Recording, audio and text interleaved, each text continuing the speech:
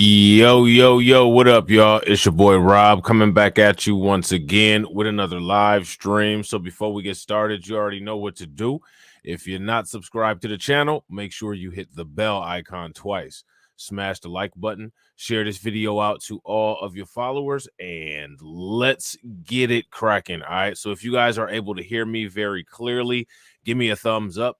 If you guys are not able to hear me, give me a thumbs down. Shout out to everybody in the room. If you guys haven't already, please make sure that you guys share the like, or if you guys make sure you guys share the like. Yeah, share the like. And also, please make sure you guys share the video.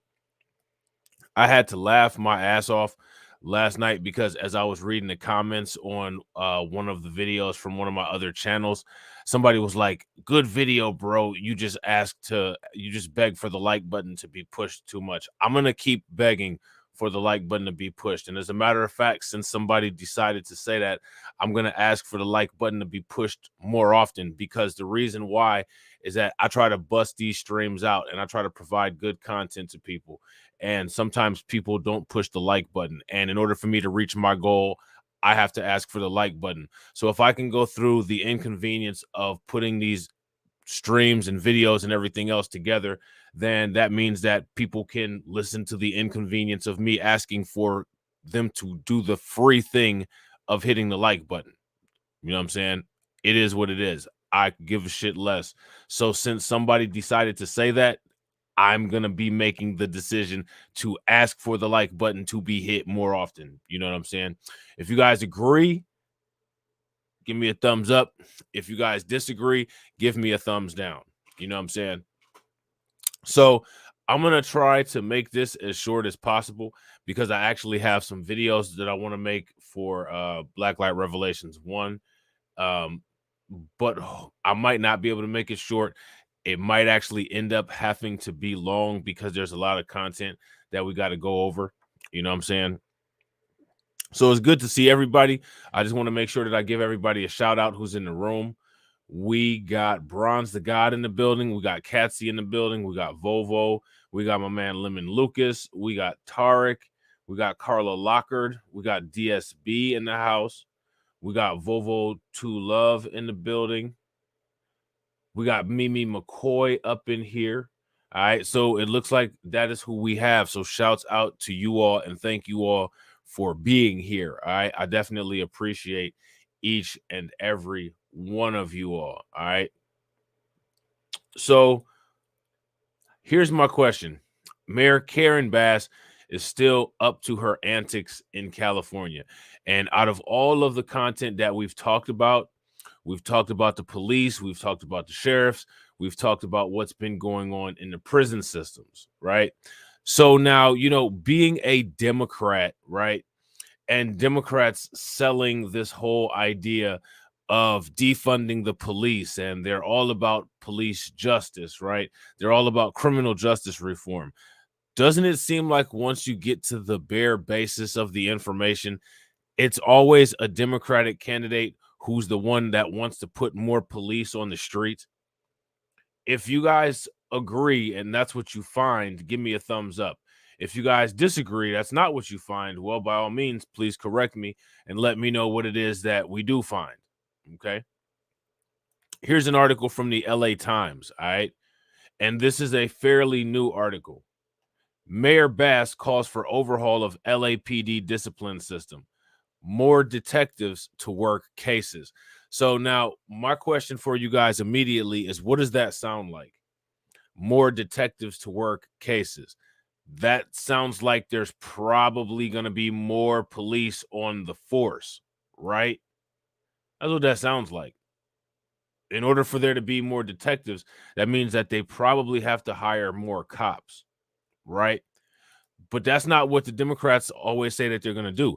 The Democrats always say that they're going to defund police and they want to give you something to hold on to, want you to have some type of symbolic justice. Remember, never material or tangible justice, right?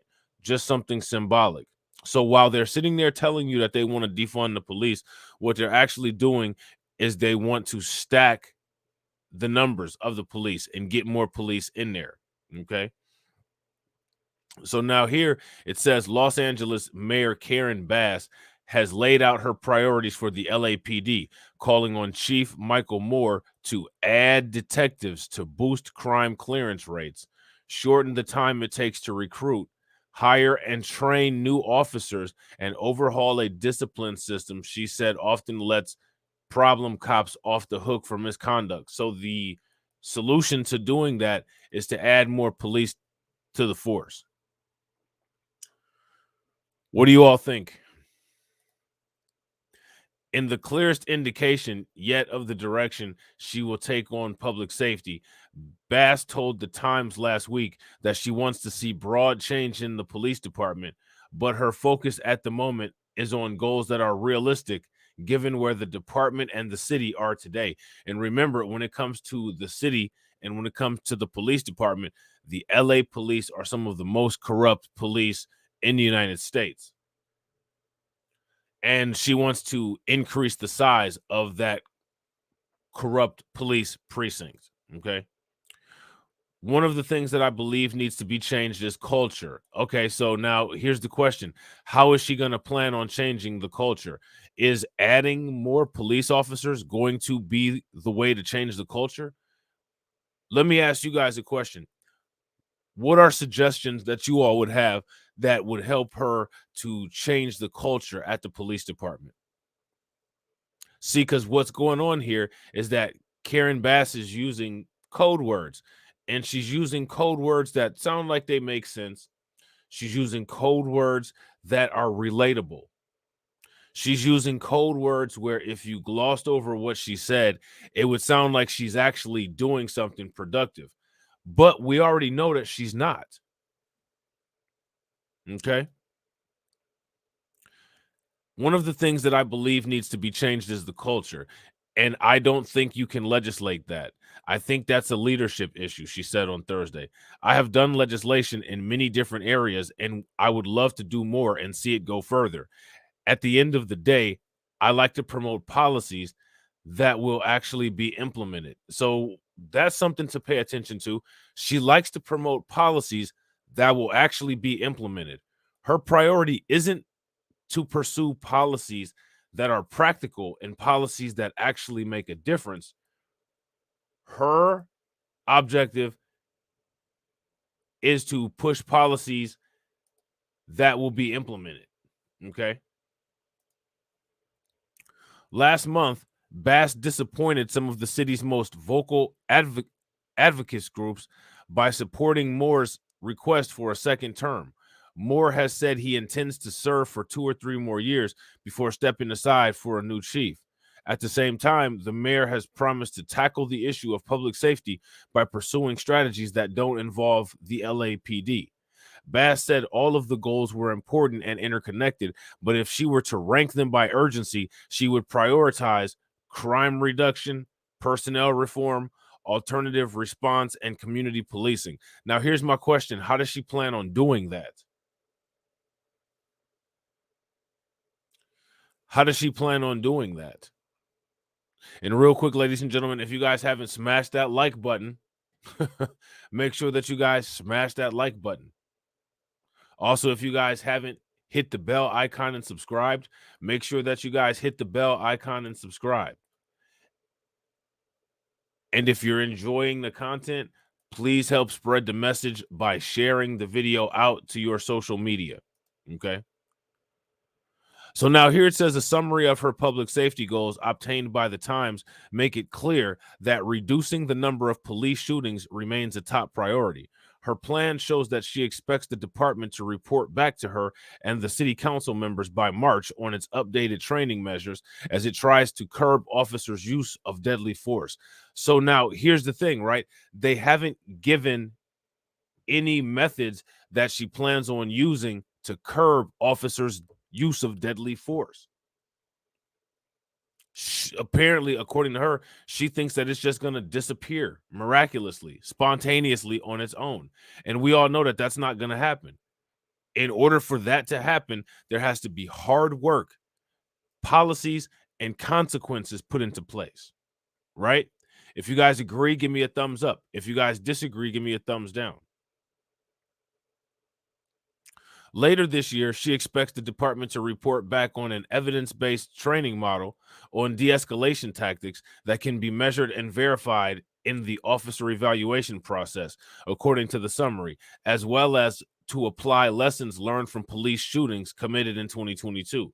After the release of body camera footage from 3 fatal police encounters at the beginning of the year, Bass said she had grave concerns about the deeply disturbing tapes. Okay, so now if Bass has concerns about the deeply disturbing tapes, again, we should know a direct intervention that she's going to try to use to deal with that, so that there's less instances of police violence, which also means less instances of disturbing tapes coming out for her to view, right? She said her administration would also work with the county to expand the capabilities of the mental evaluation unit, which pairs officers with county social workers trained in de-escalating standoffs with people thought to be mentally ill. For now, the units aren't available 24/7, in part due to a shortage in mental health practitioners, police officials said. Acknowledging that the causes of gun violence are varied and complex, Bass said that she needs to hire more detectives to take advantage of the state's red flag laws to remove guns from people who are unfit to possess them. So now we go from police accountability and making sure that there's not going to be any more disturbing tapes coming out to all of a sudden what we're going to do is we're going to spend a lot of money on hiring more police officers. And now you guys know in the state where Karen Bass is, the police officers that she might hire may not be American citizens. So what you guys are going to have, right? And what I want people to understand is that there are going to be situations in the United States very soon where there are people who are felons who have less rights than people who are in the country illegally. Now, I'm not the person that's sitting up here caping for felons, but what I want everybody to understand is that that is a realistic situation that we have to look at. And honestly, I don't think that that's fair. And real quick, ladies and gentlemen, make sure that you guys show some love and drop some radiation emoji in the chat. Lemon Lucas just tipped $5, which is awesome. So make sure you guys show him some love. And remember, YouTube may demonetize my channel, but because I have it set up the way that it's set up, you can always utilize Patreon, or you can always hit the links that the bots put in order to financially support the channel. You know what I'm saying? So I want people to, get used to that. Shout out to Lemon Lucas for using that, because there's no way that we can count on YouTube for anything. You know what I'm saying? So shout out to Lemon Lucas. You know what I'm saying? Everybody show him some love. And shout out to Keldrick. What's good with it, Keldrick? And shout out to my man Ricky. Good to see you guys in here. So now here it says she also wants to launch a citywide education campaign on what constitutes a hate crime and how people can report them to authorities. Bass said she wants to ensure the violence reduction efforts are concentrated in the communities most affected by serious crimes. So what does that say right here? She wants to ensure that the violence reduction efforts are concentrated in the communities most affected by crimes. So what that means is probably that most of the detectives that she plans on hiring are more than likely going to be patrolling in the high crime areas. Shout out to Director Kudo and shout out to Val, right? So what we're going to have is just an escalation of a situation on top of a situation. We're going to have more police officers patrolling already volatile areas. You know what I'm saying?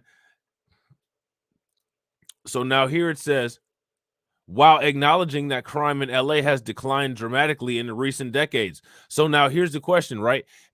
How many people were aware that crime in LA has declined in recent decades? If you were aware that crime declined in recent decades, give me a thumbs up. If you are not aware that crime declined in recent decades, give me a thumbs down. Were you guys aware of that? According to this article, crime declined in the recent decades.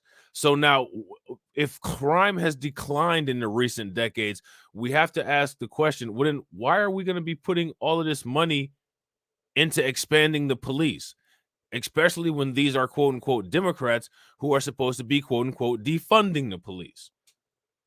I want people to pay attention to this, because one thing that we have to start doing, if you ask me, if we want to see change, one thing that we have to do, right? We have to hold ourselves accountable to the amount of information that we know, and we have to hold ourselves accountable to making solid, fact-based political decisions that are cumulatively helpful for us, right? I don't think that that's out of the realms of reasonable expectations. If you guys agree, give me a thumbs up. If you guys disagree, give me a thumbs down. Okay. And real quick, ladies and gentlemen, that proverbial begging. If you guys haven't smashed that like button, please help your boy smash that like button. Remember, your boy is trying to get to 1K subs on this channel. All right. If you guys haven't subscribed to the channel, go ahead and make sure that you guys hit that bell icon twice. And also, if you're not subscribed to the backup channels, go ahead and make sure that you guys hit those backup channels. Okay. So let's go through this paragraph again, because this is important. Bass says that she wants to ensure the violence reduction efforts are concentrated in the communities most affected by serious crimes. So let's get this out of the way. Which communities do you all feel are affected by violent crimes the most? Go ahead and type your answer into the comment section. While acknowledging that crime in LA has declined dramatically in recent decades. Los Angeles ended 2022 with fewer homicides and shootings than 2021. And so far this year, most crime categories are down year over year, police say. A key concern, Bass said, is improving homicide clearance rates, which fell roughly from 77 in 2019 to 66 in 2021. Among Black and Latino victims, homicides were solved at an even lower rate, she said. So now it may not be a reduction of crime, right? We have to actually just put that into perspective. It may not be a reduction in crime. What we may be seeing is the statistics thrown off because the investigations aren't completing as efficiently. That could be a possibility. You know what I'm saying? And shout out to Tori and Rain Reloaded. What's good with it, bro? So now here it says, as a result, she said she wants to find funding to hire more homicide detectives to work those cases. All right. So what we're going to do is we're going to hire more cops. We're going to put more homicide detectives on the street in order to solve those cases. Okay.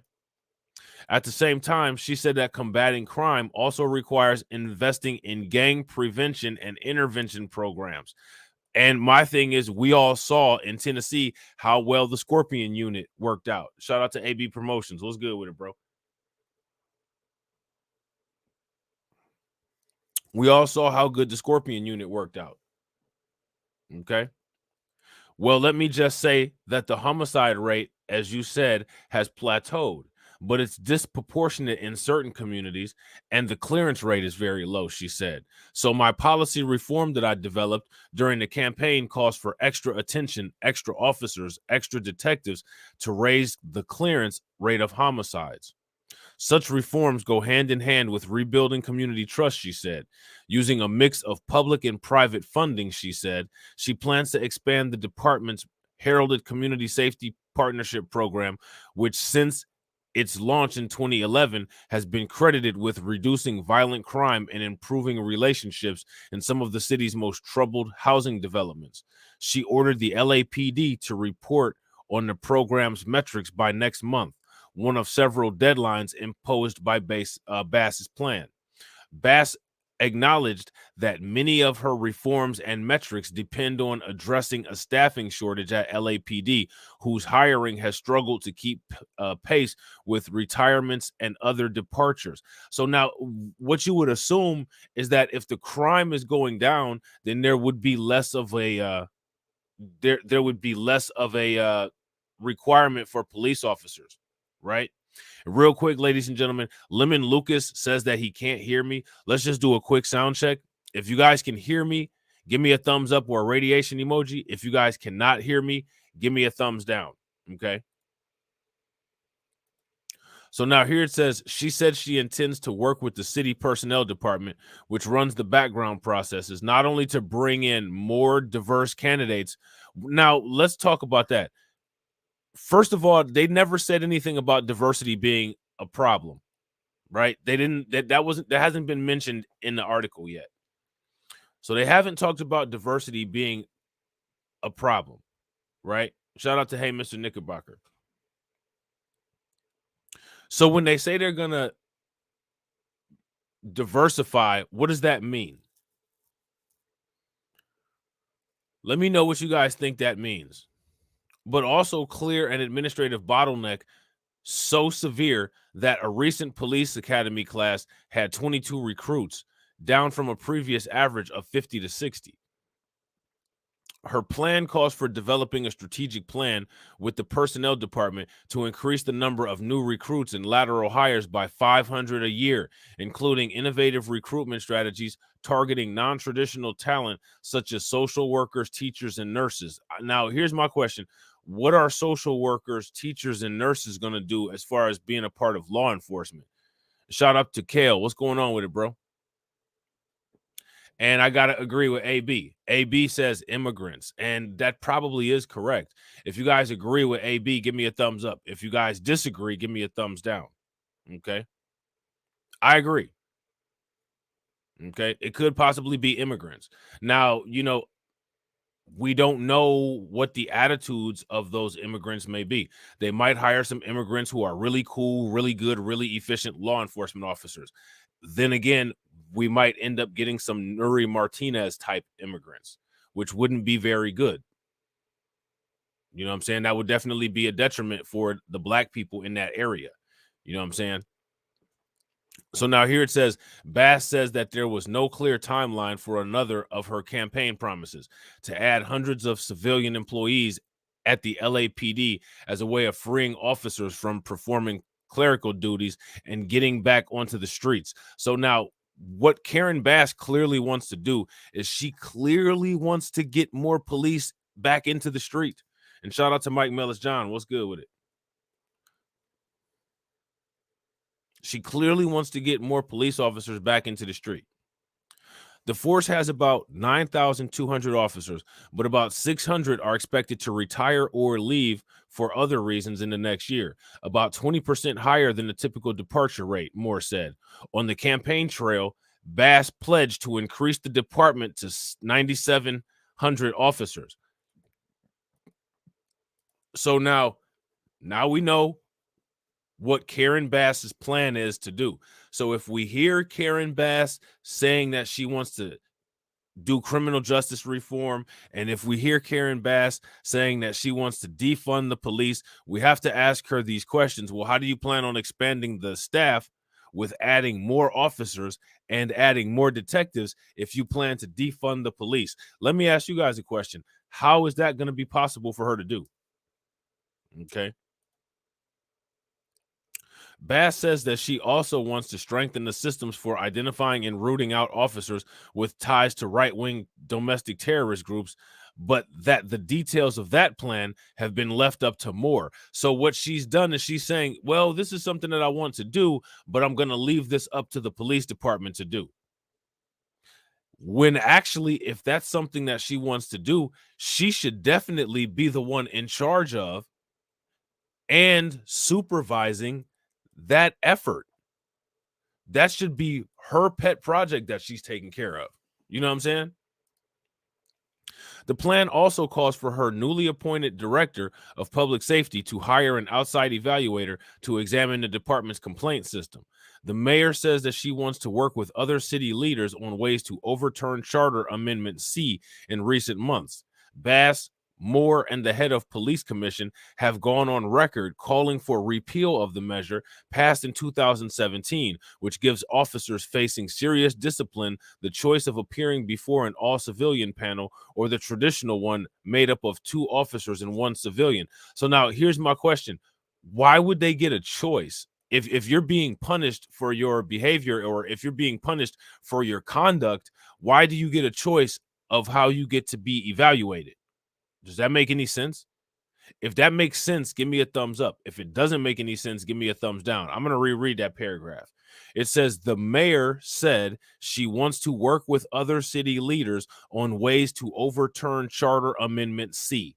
In recent months, Bass, Moore, and the head of police commission have gone on record calling for a repeal of the measure passed in 2017, which gives officers facing serious discipline the choice of appearing before an all-civilian panel or the traditional one made up of 2 officers and 1 civilian. So now, Charter Amendment C allows officers facing serious discipline to choose whether they go before an all-civilian evaluation panel or an evaluation panel made up of 2 police officers and 1 civilian. Now, here's my question. If you were one of those police officers facing serious discipline, which one would you choose? Which one would you choose? Would you choose to be evaluated by all civilians, or would you choose to be evaluated by 2 police officers and 1 civilian? Let me know in the comment section which one you all would choose. Okay. And now here's the even better question. How did Charter Amendment C get put into place? If there's anybody from California in here, let me know. Okay.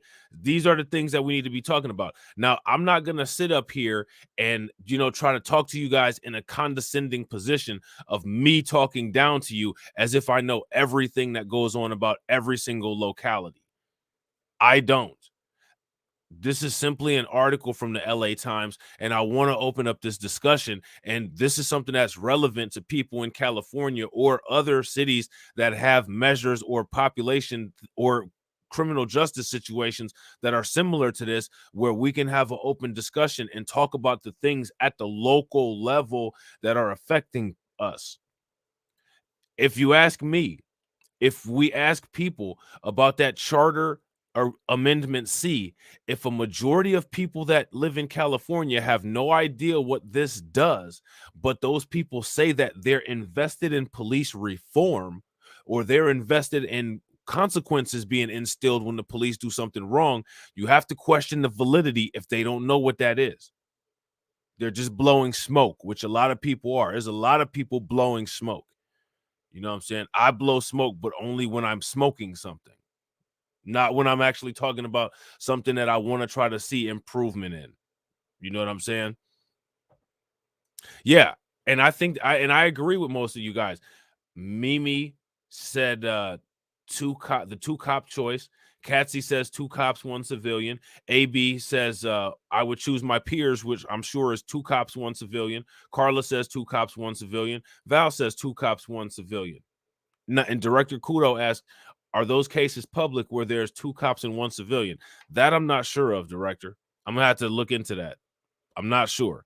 If I find out or if I see more articles talking about that, we'll definitely go over those. Okay. Once I get 1,000 subscribers on this channel, I'm gonna not only am I gonna be dropping short videos on Blacklight Revelations 1 and 2, I'm gonna be dropping short form videos on this channel as well.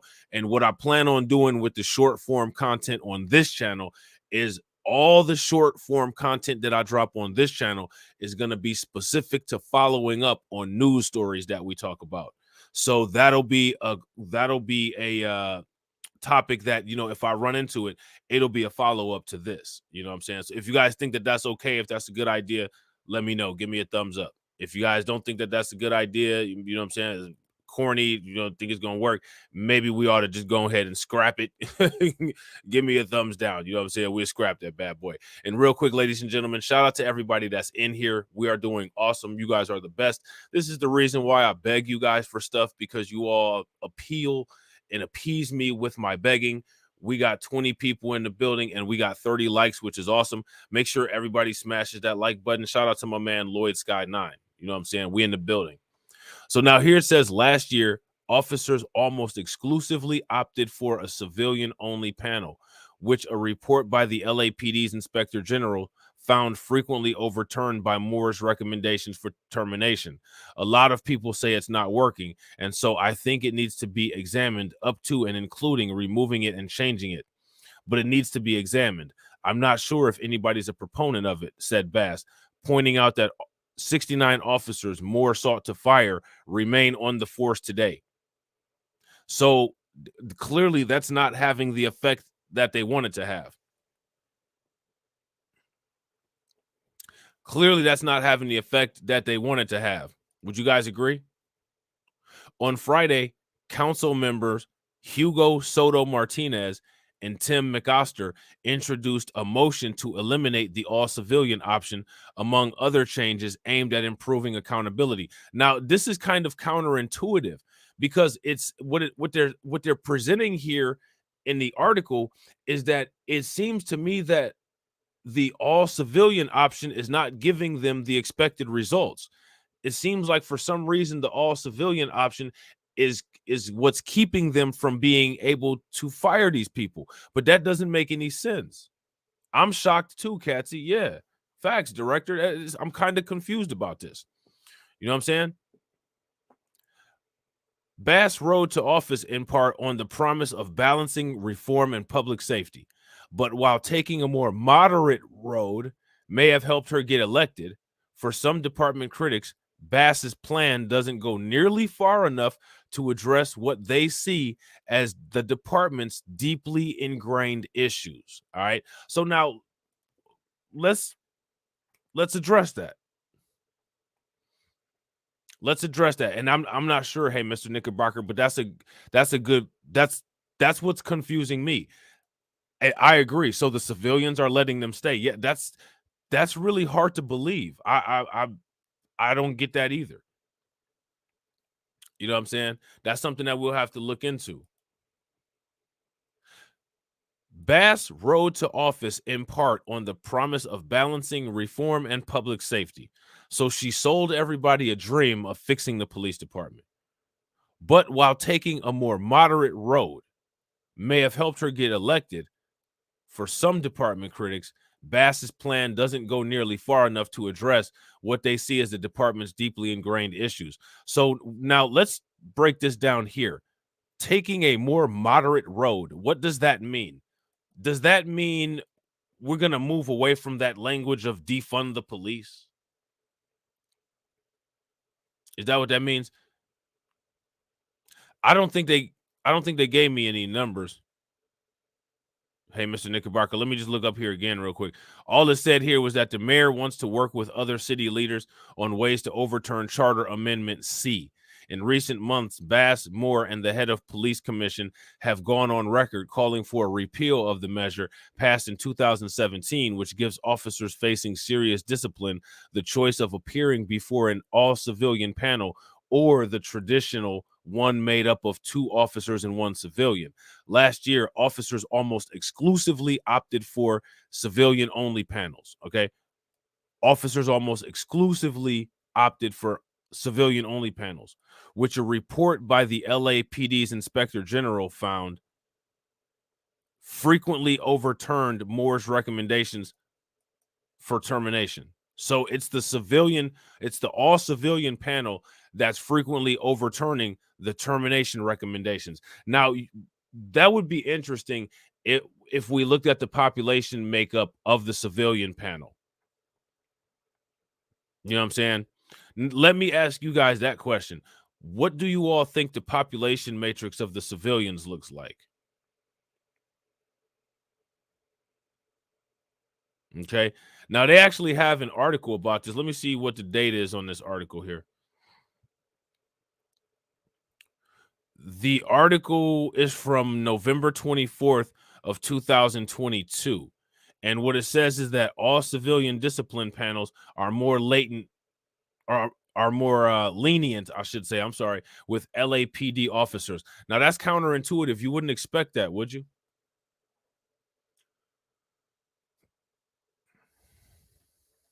Hey, Mr. Knickerbocker says, I'm not shocked by civilians letting police out though, because we like to pretend it's so many black folks in LA. Yeah, and that's exactly what I was talking about when I said I wonder what the population density is.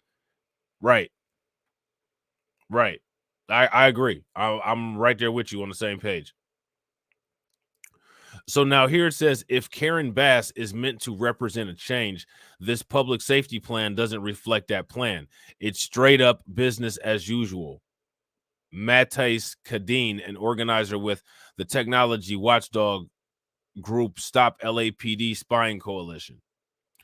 Of particular concern, he said, is that the plan still falls back on the logic that more police officers equals more safety, something that his group rejects. So again, he's also picking up on that intuition that Karen Bass's plan is to increase the police presence by putting more police on the street. Okay. So again, this is what people need to pay attention to when it comes to who we're voting for, or when it comes to, you know, what people vote for, what they want to vote for.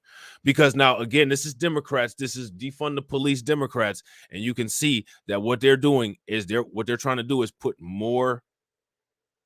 They're trying to put more um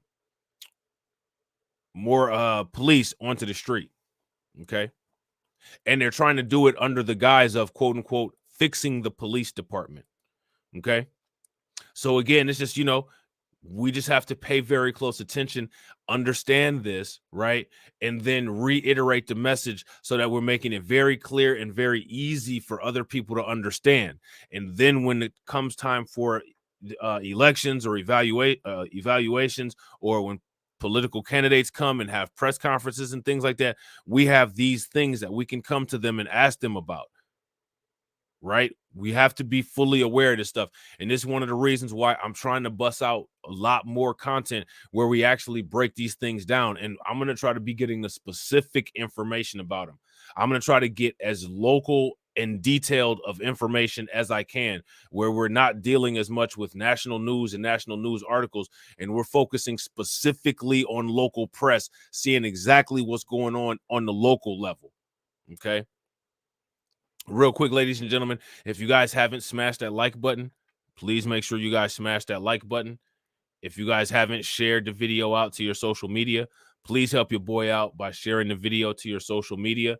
And also make sure that you guys are subbed to my backup channels. Okay. Shout out to my man Jay Bird. What's good with it, bro? So now here it says there's a lot here maintaining LAPD numbers, and to us, it's an obfuscation. It's misleading to say that there aren't enough officers available to respond to 911 calls. Others saw it different. Longtime LAPD observer Connie Rice said Bass does a good job of balancing police reform and public safety, with an understanding that a one-size-fits-all approach won't work for a city like Los Angeles, which at 500 square miles is simply too vast and diverse. As such, a more targeted approach, such as the community safety partnership, is needed, she said. A more crucial element of the mayor's plan was the need to weed out officers who harbor extremist views, which Rice called an urgent problem across law enforcement that is a focus of the recent state law. So now here's my question, right? Why are we sitting here talking about this particular thing as if this is something that we don't know is a problem and that we don't know how to handle? This is something that people need to get a handle on, and people need to get a handle on it very quickly. You guys agree? If you guys agree, give me a thumbs up. If you guys disagree, give me a thumbs down. So now here it says the real problem is trying to keep the good people that are left from leaving because they need new leadership, Rice said. In the view of Ed Abieshi, a police training expert, law enforcement lawyer, and Northern California deputy, the mayor's plan is something something every large department works on, and is not exactly groundbreaking. All right. So what they're saying is that her plan is a cookie cutter plan, and it's something that every large police department does. Not so much, you know, not something original, not something specific, not something tailor made to that specific locality. You know what I'm saying?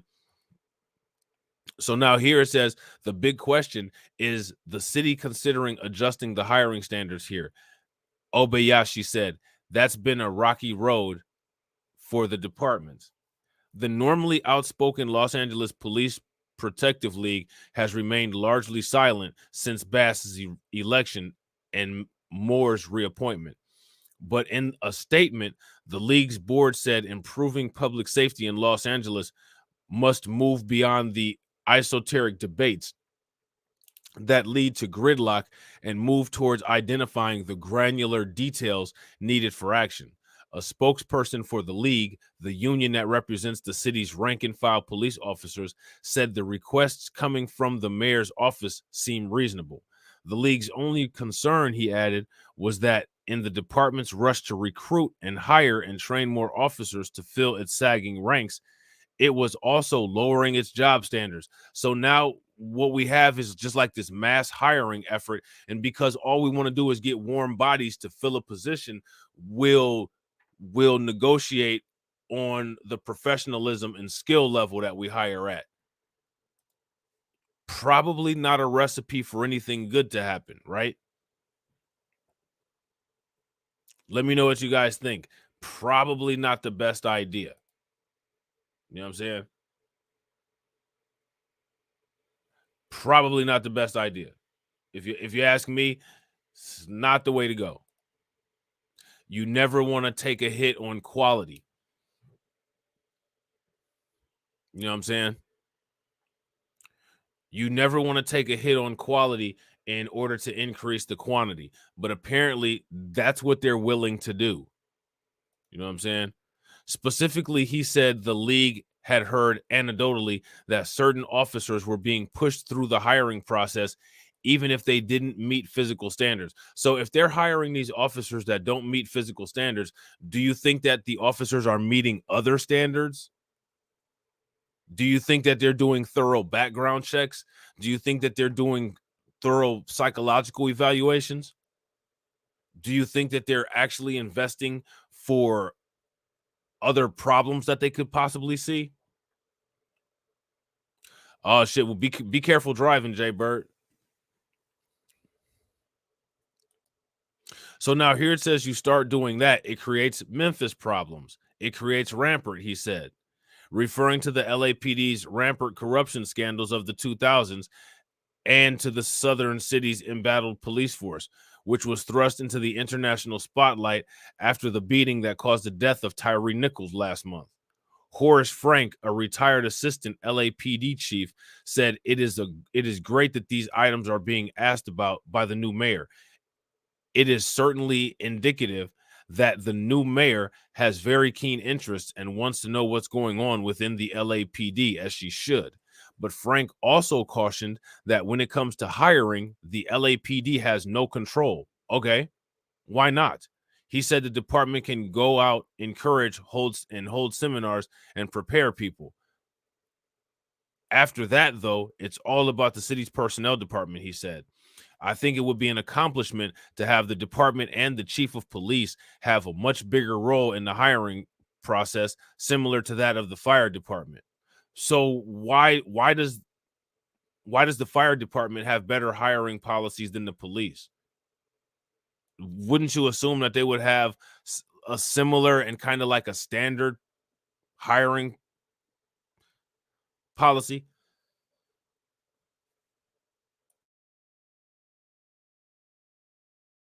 Wouldn't you assume that? So there's that. That's what Mayor Bass has been up to. So I want everybody to make sure that they take notes. All right. Because next time we do one of these streams, we'll go over this article right here. All civilian discipline panel are more lenient with LAPD officers or report fines. I think that that's something extremely important to talk about, and we'll definitely talk about that the next time. Right? So that's something that we definitely need to keep our eye on. If I'm not able to talk about it, then I'll definitely make a video about it. Okay? Because we need to follow up on that for sure. Okay? So next, what I want to do is talk about the Chicago mayoral race. All right. So we went from California with Mayor Karen Bass to now we're going to Illinois and more specifically Chicago, and we're going to talk about the mayoral race. All right, this is a video, a 19-minute video from Democracy Now. Okay, and what they're saying is that policing, which is something that we talked about with the LA just now, housing and education are key issues for 9 Democrat candidates on February 28th. Okay, so now let me ask you guys a question. How many people know who all is running for the Chicago mayoral candidacy? If you guys know, drop the names in the comment section. Now, what I want everybody to do is, all of us are not from Chicago. All of us are not from Illinois. But one thing that we should be doing is paying attention to these politicians, listening to the keywords, paying attention to who they're associated with, and seeing exactly what kind of objectives and different things that it is that they're doing, right? If you guys agree with that, give me a thumbs up. If you guys disagree, give me a thumbs down. So what I want to do is I want to look at this and analyze this. All right. And I want to see if you all see any red flags, and I want to see if you guys see any good things either. Okay. So let's check this out. Democracy Now!, democracynow.org, The War and Peace Report. I'm Amy Goodman in New York, and in Chicago, Juan Gonzalez will be joining us in a minute. We begin today's show in Chicago, where a key mayoral race is just a week away on Tuesday, February 28th. Voters are being courted. All right, so now here's my question. Do we have anybody from Chicago in the room? If there's anybody from Chicago or from the state of Illinois in the room, throw a radiation emoji in the chat.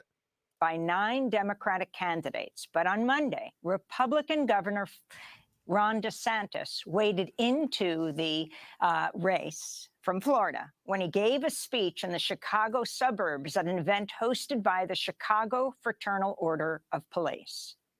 The reason why you have crime that has spiraled out of control in so many of these different areas is because you have politicians putting woke ideology ahead of public safety. Okay, so now here's my question. And actually what we're going to do is I do have an article where we kind of address a Pritzker versus DeSantis situation, and we're going to talk about that. All right. But now my question for everybody is, when it comes to quote unquote woke ideology, what kind of woke ideology would contribute to crime? Like, one thing is, like, what we have to start doing is we have to start holding these people accountable to the statements that they make. So Ron DeSantis said woke ideology is one of the reasons why there's so much crime. So now, which woke ideology is it that's creating the high crime environment? Which one? What is it? And shout out to Shatera. What's good with it, Shatera? Which one is it?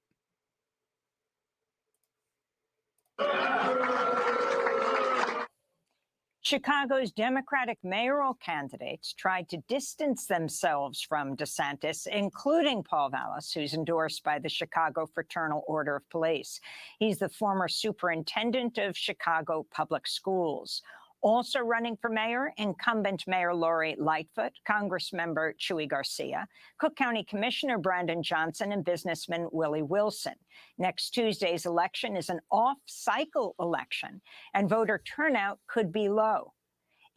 Now, here's my question. Out of all these people that they just talked about, who do you all think is the most likely to win, or who's the most likely to do well in the election? Let me know what you guys think. Do you all think that Lori Lightfoot will win again? If you guys think that Lori Lightfoot will win again, give me a thumbs up. If you guys don't think that Lori Lightfoot will win again, give me a thumbs down. Okay. There's no clear majority. 2 candidates will go to a runoff election on April 4th. For more, we go to Chicago, where we're joined by 2 guests. Luis Gutierrez is a former Democratic congressmember from Illinois. He served from 1993 until his retirement in 2019 and was a member of the Congressional Progressive Caucus. He was also a member. Now, here's my question, guys. What is the Congressional Progressive Caucus? Did you all know that one of those existed?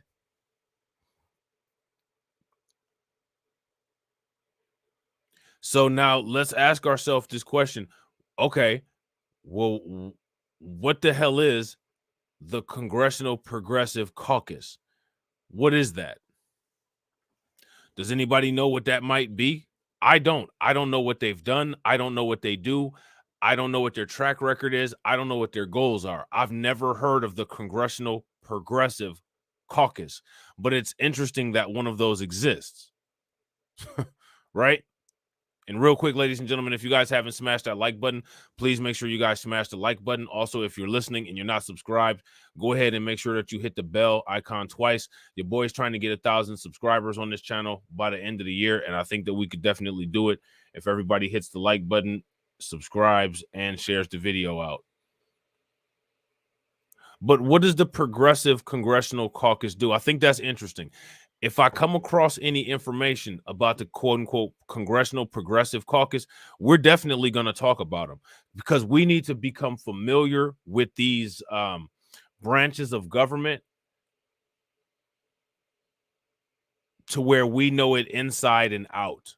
Like, we're going to know the anatomy of the government. We're going to know the anatomy of all of these politics and local politics, like we're studying the human body, to make sure that we know every element of what these people's functions are and what it is that they claim to be doing. And then we're going to compare it to what they've actually produced and hold them accountable for their claims. You know what I'm saying? Member of the Chicago City Council from 1986 until his election to Congress. We should note that he is supporting Chuy Garcia. Also with us is Barbara Ransby, historian, author, and activist who's supporting Johnson. Ransby is a professor of Black Studies, Gender and Women's Studies, and History at the University of Illinois, Chicago. Her latest book is Making All Black Lives Matter, Reimagining Freedom in the 21st Century. So I want you guys to pay very close attention to this woman's qualifications, okay? His election to Congress. We should note that he is supporting Chuy Garcia. Also with us is Barbara Ransby, historian, author, and activist who's supporting Johnson. Ransby is a professor of Black Studies, Gender and Women's Studies, and History at the University of Illinois, Chicago. Now, let's just get this on the table. Is this woman a feminist? If this woman is a feminist, give me a thumbs up. If she's not a feminist, give me a thumbs down. Her latest book is Making All Black Lives Matter, Reimagining Freedom in the 21st Century. Now, here's my thing, right? I don't want to pass judgment on her until we hear exactly what she says, right?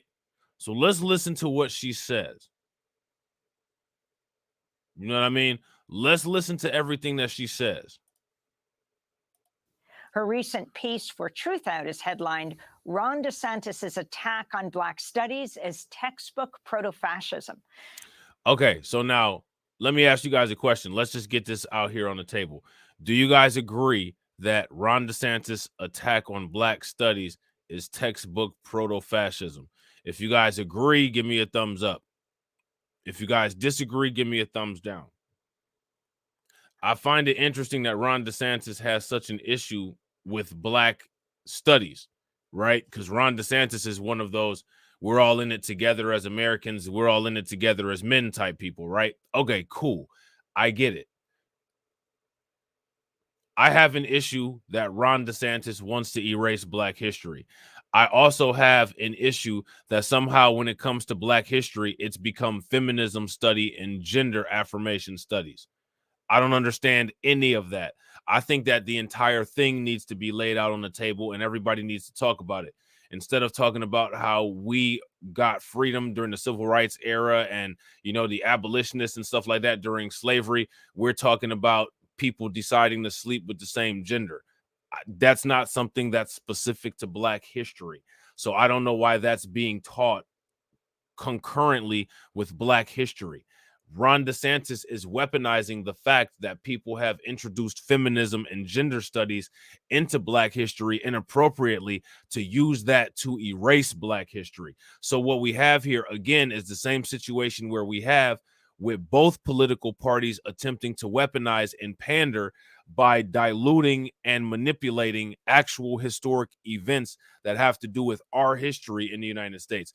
And honestly, let's keep it a buck. I think that people are tired of that. You know what I'm saying? I think that people are tired of that.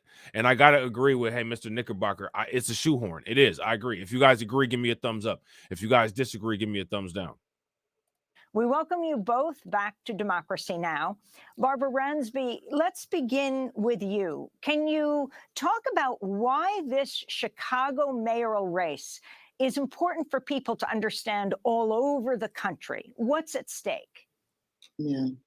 Thank you for having me, Amy, and thank you for covering the DeSantis issue, because that's an important one, too. Chicago's at a crossroads.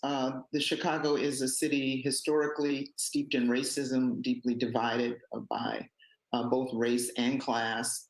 We've had some pretty awful mayors over the years, and it's been a site of police violence and torture for many years, and communities have been traumatized by that.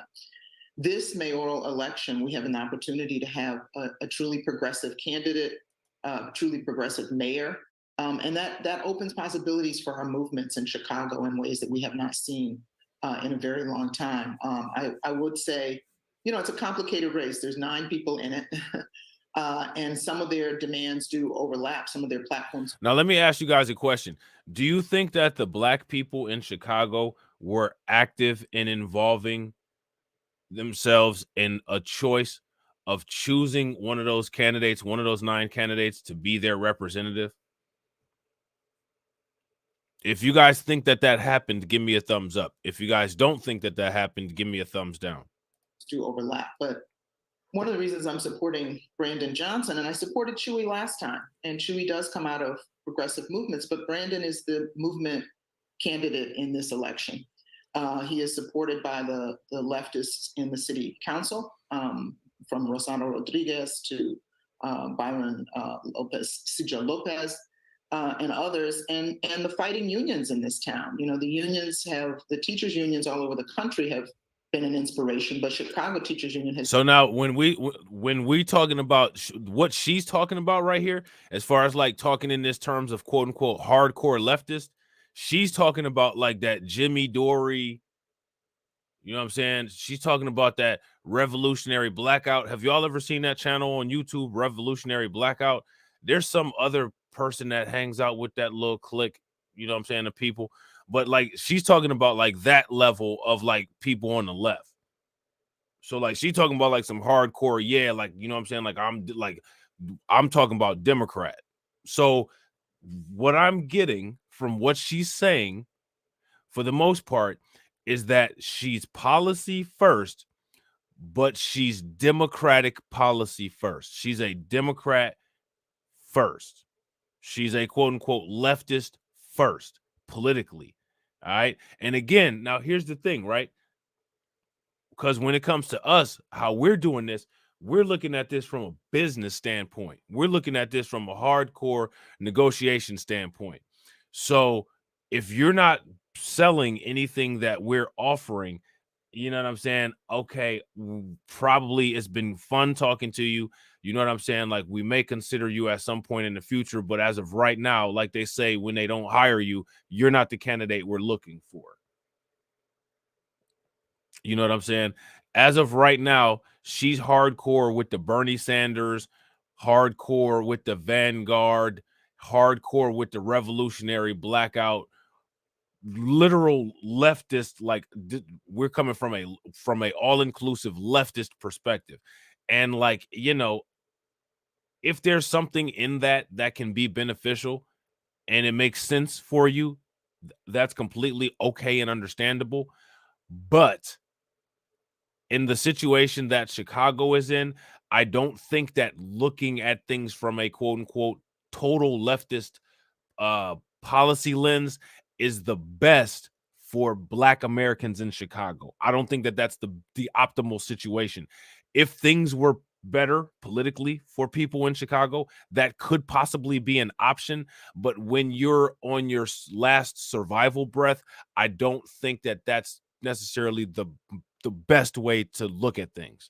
If you guys agree, give me a thumbs up. If you guys disagree, give me a thumbs down. And shout out to my man Fantizzi. What's good with it, bro? Has been a particular inspiration, and that's the movement that Brandon comes out of, protege of Karen Lewis. So, and then most importantly, I've really been won over by young grassroots organizers, Black and brown, the kids who were in the streets to protest Laquan McDonald. So, okay, so now she said Black and brown, another warning sign, because what that means is that, you know, that means that certain things are going to have to be negotiated. And you guys, anytime you hear Black and brown, always think of that meme that TD Hip Hop Media always has in his videos of everybody else getting a piece of the pie and then the little black kid at the end of the line with an empty plate with some crumbs on it. We're those kids at the back of the line with the plate with the empty crumbs on it. So anytime you hear Black and brown, or anytime you hear Black and anything other than Black and Decker, you know what I'm saying? Understand that when it comes to Black and, that means that you're Black and at the end of the line with a plate with some crumbs on it while everybody else has some pieces of pie. So just keep that in consideration. You know what I'm saying? Donald's murder, who have been marching and demanding jobs, demanding attention to neglected and abandoned communities. They have been marching in the streets, sit-ins at City Hall over the years. And this cycle, they are knocking on doors and phone banking for Brandon Johnson. So to have a candidate that comes out of movement, committed to movement, accountable to movement, and who can speak to and excite young Black and brown people in this city, to me is a real opportunity to point Chicago in a different direction. So now, listen, let me ask you guys something. When it comes to the way Chicago is trying to redistrict for voting power, are the people who are aggressively looking to redistrict talking about Black and brown? Is that happening? Is that going down? When the people want to redistrict Chicago, are they saying, you know, we're going to redistrict this in a way that benefits, quote unquote, Black and brown people? Is that happening? If that's happening, give me a thumbs up. If that's not happening, give me a thumbs down. Okay.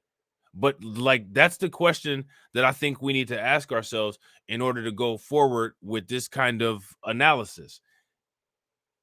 The people that want to redistrict Chicago to redistribute the voting and political influence, are they talking Black and brown? So now, if they're not talking Black and brown, then we have to ask ourselves, why would we be talking Black and brown? See, this is one of the ways where when you look at it from a pure political, pure leftist point of view, you kind of miss out on certain things. You miss out on things that may be going on in the background that you're not necessarily seeing. You know what I'm saying? And real quick, ladies and gentlemen, if you guys haven't smashed that like button, please make sure you guys smash the like button. Also, if you're not subscribed to the channel, go ahead, make sure that you guys subscribe to the channel, hit the bell icon twice, and please make sure that you guys share the video out. To not have it be the place where rogue cops run the town and racist cops run the town, and rich people feel comfortable and poor people are afraid. So that's why it's an important election, and we are hoping for a good outcome next week. And former Congressmember Luis Gutierrez, it's great to see you again. You're supporting Chula. Okay, now pay attention. How many people are aware of Luis Gutierrez? If you guys are familiar with Luis Gutierrez, give me a thumbs up. If you guys are not familiar with Luis Gutierrez, give me a thumbs down. If I'm not mistaken, I can't recall properly, but if I'm not mistaken, I'm almost sure Harvey mentioned this guy in one of his videos. How many people are subscribed to the Your World channel on YouTube? You know, you guys know who Harvey is, Superboy. If you guys are subscribed to his channel, give me a thumbs up. Now, if I'm not mistaken, from his commentaries, he talks about being from Chicago, and he talks about a lot of this kind of stuff from a Chicago like point of view. You know what I'm saying? Like if I'm like when I talk about things that go on in Northeast Ohio, I'm talking about stuff from a Northeast Ohio view. So it might sound different than somebody else that you hear that's an outsider, because nobody knows what it's like being on the ground except for people that's on the ground. You know what I'm saying? So that's why if you listen to a lot of Harvey's commentary, and he says things that a lot of people may not say about Lori Lightfoot, he lives there. There's a lot of people that, you know what I'm saying? Like, I don't appreciate all the negative stuff that LeBron James says, right? But like, I live where LeBron James is from, and I see things that he's actually done to improve the area. So if I'm saying something about LeBron James, I'm saying it from the standpoint of I see the shit every day. I'm not saying it from the standpoint of I read this shit in a magazine or I saw something on the news. I'm talking about like I know people personally who have benefited from some of these things that he put into place. You know what I'm saying? So it's coming from a different place. You know what I'm saying? Shout out to my man Torian Rain. What's good with it, bro? So the reason why I'm saying that is because if I'm not mistaken, I swear Harvey talked about this Luis Gutierrez dude on his channel. And if I'm not mistaken, I swear he said that Luis Gutierrez has some anti-black vibes. So I want people to see if on this Democracy Now! Interview, if y'all can pick up anything that he's saying. Now, y'all heard the black lady, right? The black lady is on that "We Are the World, We Are the People," Kumbaya. She's on that "We Are the World, We Are the People." We are the world. She on that shit, right? She on that kumbaya, my lord. Kumbaya. Oh, Lord. That type of shit. Kumbaya. You know what I'm saying? So we're going to see what this cat is on right here. You know what I'm saying? We're going to see what this cat is on right here. I guarantee you when it comes to his talking points, the things that he says, it's not going to be a black and brown thing. Everything he's going to say is going to be Latinos. Everything that he says is going to be, immigrants and, people that live, that come from those areas. And that's going to be that. You know what I'm saying? So let's listen and see exactly what it is that he's talking about. Garcia, can you address why neither of you are supporting the current mayor, Lori Lightfoot? Sure.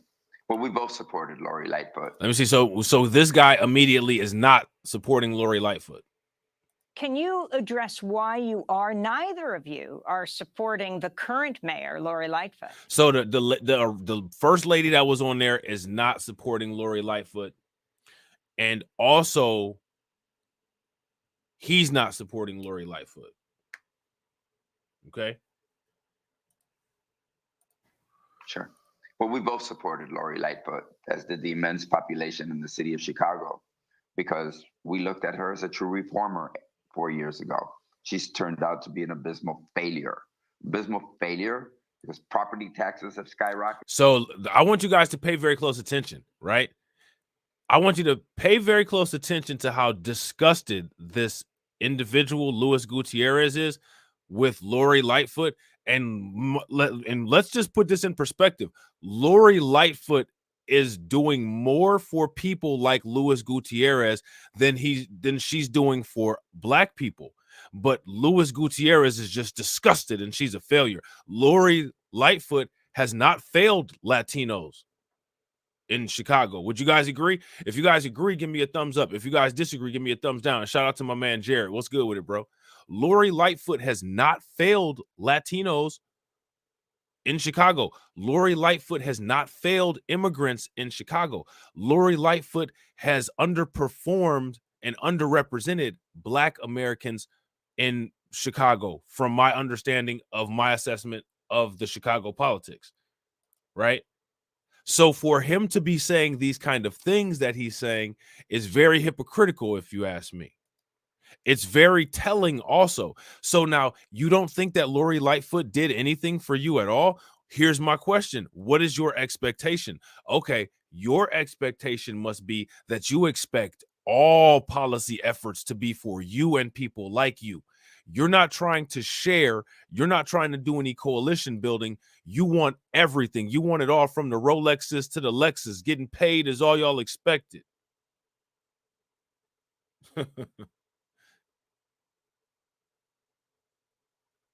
in the city of Chicago. Crime has skyrocketed in the city of Chicago. And guess what? So has pollution in the Latino community. She said she was going to be against the asphalt company and then gave them a $50 million.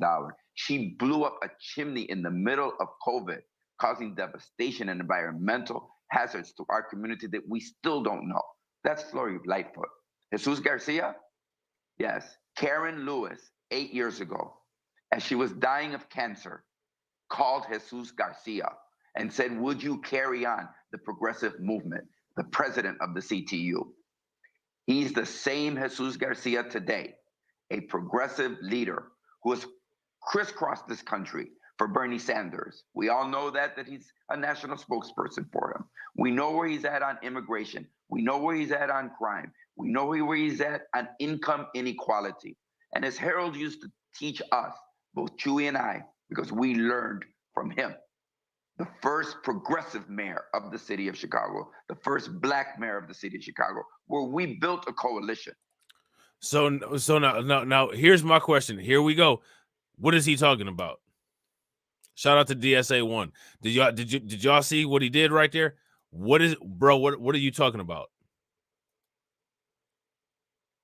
Hombre, hermano. What are you talking about, fam? What you talking about, familia?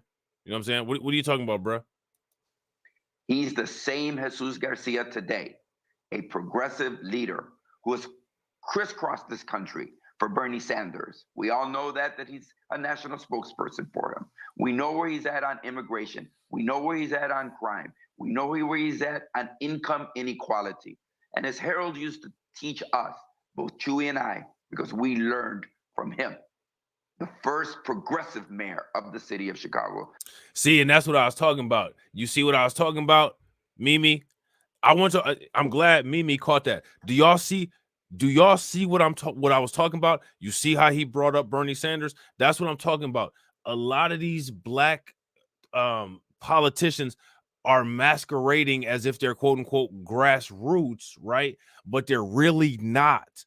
A lot of these cats are for real, like they are hardcore leftists masked in a grassroots kind of overlay type thing.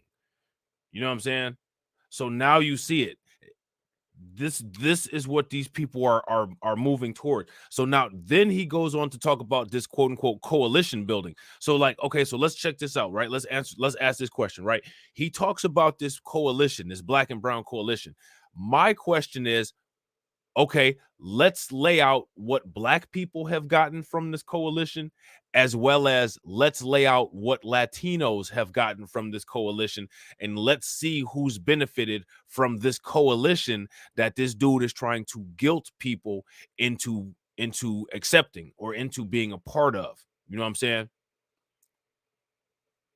So let's listen to what he's saying. And real quick, ladies and gentlemen, if you guys haven't smashed that like button, please make sure you guys smash the like button. Also, if you guys have not hit the bell, go ahead and hit that bell icon twice to subscribe to the channel. And also, please make sure you guys share the video out to your social media. The first Black mayor of the city of Chicago, where we built a coalition of Black and white and Latinos. And I'm proud to say. But hey, Mr. Knickerbocker, I'm not mad at that, right? Bernie wouldn't be my choice of politician, but I'm not mad that you want to vote for Bernie because you're giving a reason. Your interest is his concentration on the free healthcare. Like at least you have a logical reason. You're invested in it for the free healthcare. The issue that I have is when people do things reflexively with not having a well thought out reason for doing it, or I'm just going to do it to do it. You see what I'm saying? I'm not mad at that. If you've actually thought something through and you're behind that and you stand behind that and you truly think that that's going to make a better difference for you and however that might benefit you, I'm perfectly fine with that. You know what I'm saying? Like I said, like I'm not really here to try to like strong arm people into doing anything other than critical thought. You know what I'm saying? That's it. You know what I'm saying? He knows over 60% of us in the general election in 1983 and subsequently in 1987. And exactly. That's exactly what I'm saying, DSA. most people don't have a logical reason for voting for fuckery. Like, I agree with that. You know what I'm saying? My thing is Bernie Sanders is not he's anti-reparations. If you ask me, you know what I'm saying, he's slightly racist. I'm not willing to negotiate on you being a racist. The like universal health care does not supersede his anti-blackness for me. You know what I'm saying? But that's just for me personally. You know what I'm saying? If you feel that the universal health care in the grand scheme of things in your worldview is more beneficial, I'm cool with that. You know what I mean? Like, I don't have no issue with that. I'm not gonna sit up here and be like, oh, you know, I'm finna roast. Nah, man. Like, if you have figured something out and it makes sense for you and it's well thought out, that is your prerogative. More power to you. You know what I'm saying? When it comes to my content, you know what I'm saying, to the way that I go about presenting my stuff that I talk about, that's not the route that I'm trying to take. You know what I'm saying? That coalition. Jesus Chuy Garcia. Brendan Johnson's a great Cook County commissioner. He's been a Cook County commissioner for 4 years. Chuy's been a Cook County commissioner for 8 years, a state senator for 8 years, a member of Congress for 5 years, a city council member for 7 years. He has over 34 years of experience. He is the So now, if he got 34 years of experience, right, and he keeps talking about this, we've built coalitions. What did the coalition come up with tangible that is positively helping Black people? That's the question. Everything that, for the most part, that immigrants and the Latino community has is something that they got that was tangible from the Black and brown quote coalitions, right? What did we get out of that? That's the question. So now, if the pattern is that we haven't gotten anything and that only the other party benefits, then what that means is it's time to cut the losses. And when I say it's time to cut the losses, that means it's time to cut the dead weight. It's time to cut the umbilical cord. That means it's time to cut the coalition. If we're not getting anything, then what the hell we still getting everything for you for? Nah. You know what I'm saying? And I gotta agree, Ricky. I'm not a fan of Bernie the bigot at all. He's one of those he's pro native indigenous reparations, but he's not pro, you know, FBA, ADOS, Freeman reparations. You know what I'm saying? And shout out to my man Edward Berry. What's good with it, bro? Experienced candidate, and he can build coalitions as he has in the past. Now, addressing the issue of crime, I think we have to understand something. I don't go by the polls. I don't go by the rhetoric of the politicians. I go by speaking to people each and every day in their homes. Over 600 households I've sat in their homes speaking to them. They're afraid to go out and let their children play. They're afraid to do grocery shopping. They won't come downtown. It's not a psychosis that's occurring in the Latino community as I go out there and knock on doors in white communities and Black communities. They are afraid. And we need to bring a leader to the city of Chicago that is going to free them from that. And Jesus Chuy Garcia is the one person who can finally make sure that policemen are held accountable to the highest standards when they go wrong. Laquan McDonald's, that will not go in vain. Laquan McDonald. See, so now here we go. Now this is the hijacking. This is the hijacking stuff that we're gonna do. He's gonna repeat Laquan McDonald. There was actually a little, I think he was like a 15-year-old Latino boy who was killed by the police in Chicago. Now, you know, you could bring that up, but see, the reason why a lot of these people like continue to just, I'm going to bring up all these Black people. I'm going to bring up all these Black people that passed away. The reason why they do that is to get people's emotional heartstrings involved into it, to get them to make a knee-jerk reaction. It's like, oh, you know, he actually cares about our issues because he's mentioning this Black dude. Nah, he don't care about no issues because he's mentioning this Black dude. The only thing that he cares about is getting you to vote, and then it's business as usual. Again, we have to ask the question, what tangible has come out of any kind of coalition that he's talking about. Yeah, that's his name, Torian. Good looking out, bro. Adam Toledo was his name. Killed back in 2021. He had his hands up and didn't have no gun, and the police just shot his ass anyway. That's a Latino dude that this dude could have talked about. I actually did a video about old boy. You know what I'm saying? But instead, you want to forego that and talk about Laquan McDonald. Nobody's asking you to talk about Laquan McDonald. You're not even concerned about issues that go on with us. So you should talk about Adam Toledo, because Adam Toledo is a perfect case for you to talk about, you know what I'm saying, where that actually happened to a Latino individual. But what you're trying to do is get us involved to get the support. And then once you get the support, Laquan who? Me don't know Laquan. Like, we already know how this ends. He lived 17 precious years and they put 16 bullets into him.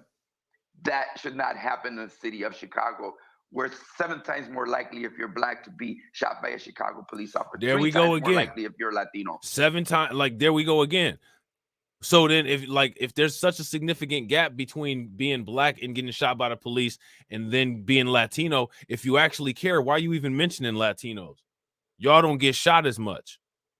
But I just gave you the name of a Latino that did get shot. Yeah, absolutely, Edward. He's using Laquan as proxy, and this is highly disrespectful. You want to try to take all the political power in Chicago while you're sitting there quoting black victims of crime. If you're a victim of the police, ICE, police are people that solidify policy. They're policy enforcers. That's why POL is the first 3 letters. They are policy enforcement executives, which is why they're an executive branch of the government. You know what I'm saying? So politics is killing black people. You know what I'm saying? If you actually care, then talk about that. And I agree, Torian, he probably don't even know who Adam Toledo is at all. Facts. You know what I'm saying? But this is what he's doing, and he's trying to get this, he's trying to throw this out there in order to get everybody on this. Oh yeah, you know, we're all in this together as Chicagoans. Meanwhile, while he's giving everybody this sob story, patting everybody on the booty, you know what I'm saying, the people in the suits are in the chambers of commerce trying to carve up the voting districts so you can't vote on your sheriff and you can't vote on your judges in your locality anyway. This is backstabbing and backhanded BS. And these are the kind of things that people need to be talking about. My question for this guy, if I was the interviewer on here, would be, if you care so much about Laquan McDonald, what are you doing to help the people who live in his voting district maintain their ability to have autonomy over the officials who preside over these crimes, like the sheriffs and the judges? What are you doing to preserve that? Oh, well, you know, we want to redistrict so this person can have this and that person can have that. Yeah, nah, ain't nobody on that. We're not buying that. You know what I'm saying? Like, whatever it is that you're selling, we're not buying it. He lived 17 precious years and they put 16 bullets into him. That should not happen in the city of Chicago, where it's 7 times more likely if you're black to be shot by a Chicago police officer, 3 times more likely if you're Latino. Now, what about those Chicago police officers that are Latino police officers that are out here shooting black people? Because these Latino police officers, they're man, they getting off the damn, they out here running shit like it's the damn cartel. You know what I'm saying? In Virginia, when that black army guy in the black SUV at the gas station, all right, I don't know if he was at the gas, yeah, he was at the gas station. He was at the gas station and that police officer pepper sprayed him. That was a Latino police officer. You know what I'm saying? There was a white guy that got killed in Colorado, and this dude's name was Richard Ward. If you guys saw Just Talking with TD and Rob, TD actually talked about that. The Latino police officer is the one that bodied him right in front of his family. You know what I'm saying? And when it comes to California, there was Sheriff Villanueva, who was out there for a very long time. And, you know, they have those gangs, the banditos and the executioners. These Latino police officers, you know what I'm saying? These Latino police officers are on some other stuff. So if we're talking about quote unquote Latinos, let's talk about the Latino element of police corruption. You know what I'm saying? Tarek said, why does he sound like he about to cry? You know what I'm saying? I wish I knew. Probably, I hope it's from guilt, from lying so badly. You know what I'm saying? We're going to hold them accountable, but at the same time, we're going to make sure that the community and the men and women that put on that blue uniform each day are speaking to each other, are fighting together to reestablish order in our community and to reestablish security in our community. Juan Gonzalez is now joining us, Democracy Now! Co-host. And Juan, last week on February 8th, you co-hosted a mayoral forum with many of the candidates. And now this week, you have the backdrop of the presidential aspirant, not yet declared, Florida's Governor Ron DeSantis, coming to Chicago, addressing the Fraternal Order of Police,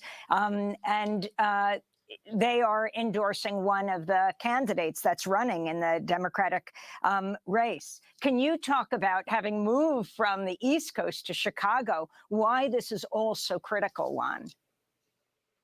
Well, obviously, you're talking about one of the largest cities in the nation, and the issues that are being raised here in the Chicago race are similar to many that occurred in the New York mayoral race, that are occurring in many local races around the country. The issue of how progressive police accountability will occur, what will be the nature of the empowerment of local communities in their governance.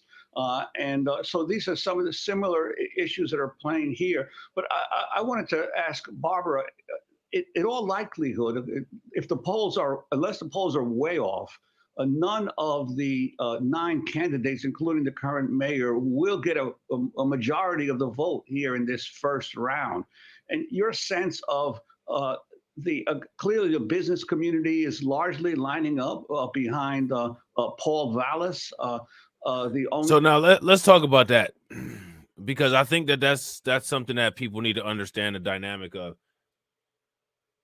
He said that the business community is lining up behind Paul Vallas. What does that mean? What does that say? The business community is lining up behind Paul Vallas. That actually says something, right? So now let me ask you guys a question. When it comes to the business community presence in Chicago, what do you think it's looking like for us? That's my question. And let me know what you guys think. And real quick, ladies and gentlemen, if you guys haven't smashed that like button, please take a moment, smash the like button. Also, if you're not subscribed, hit the bell and share the video out. White candidate of the 9 in the race. I'm wondering what's your sense of. Now, see, look at this. Look now, see, now we're bringing up race, which is something that they say Black people do exclusively. Here, but I wanted to ask Barbara, in all likelihood, unless the polls are way off, none of the 9 candidates, including the current mayor, will get a majority of the vote here in this first round. And your sense of clearly the business community is largely lining up behind Paul Vallas, the only white candidate of the 9 in the race. So the business community is lining up behind the white guy.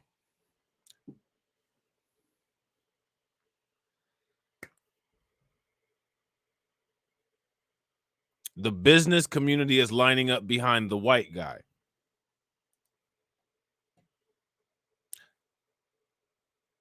So now let me ask you guys a question. Why is that? And here's another question. If there's any Black people in that business community, who's putting a gun to their head to make them do that? Or does this white guy that they're talking about actually have policies that are favorable to the Black businesses there? I'm gonna go out on a limb and make the assumption that these are majority Latino and Asian businesses.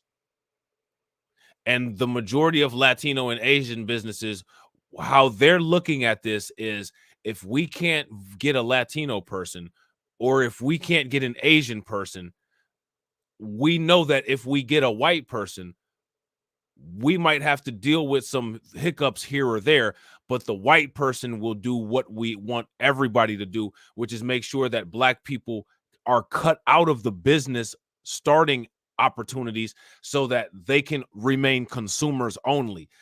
The goal of the white politicians, the goal of the Latino politicians, and the goal of the Asian politicians is to come into the Black areas, take over the commercial real estate, and make policies that make it difficult for Black people to enter that market and keep Black people a consumer class so that your career dollars can continue to send their kids to college and take their families on vacation.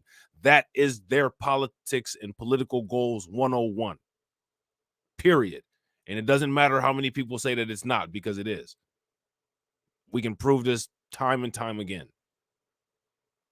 I'm wondering what's your sense of, if depending on who ends up as the two facing each other in a runoff, what kind will the progressive movement be still able to come together again if one of the progressive candidates ends up among the two?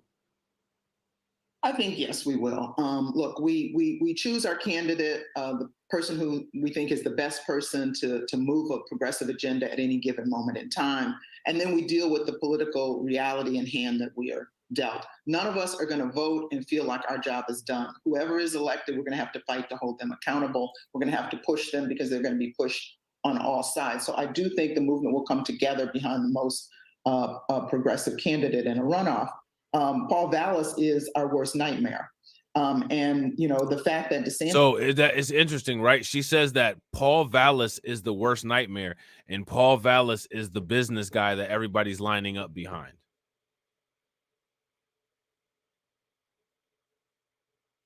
So just like, again, let's analyze this and keep an open mind while we're looking at it.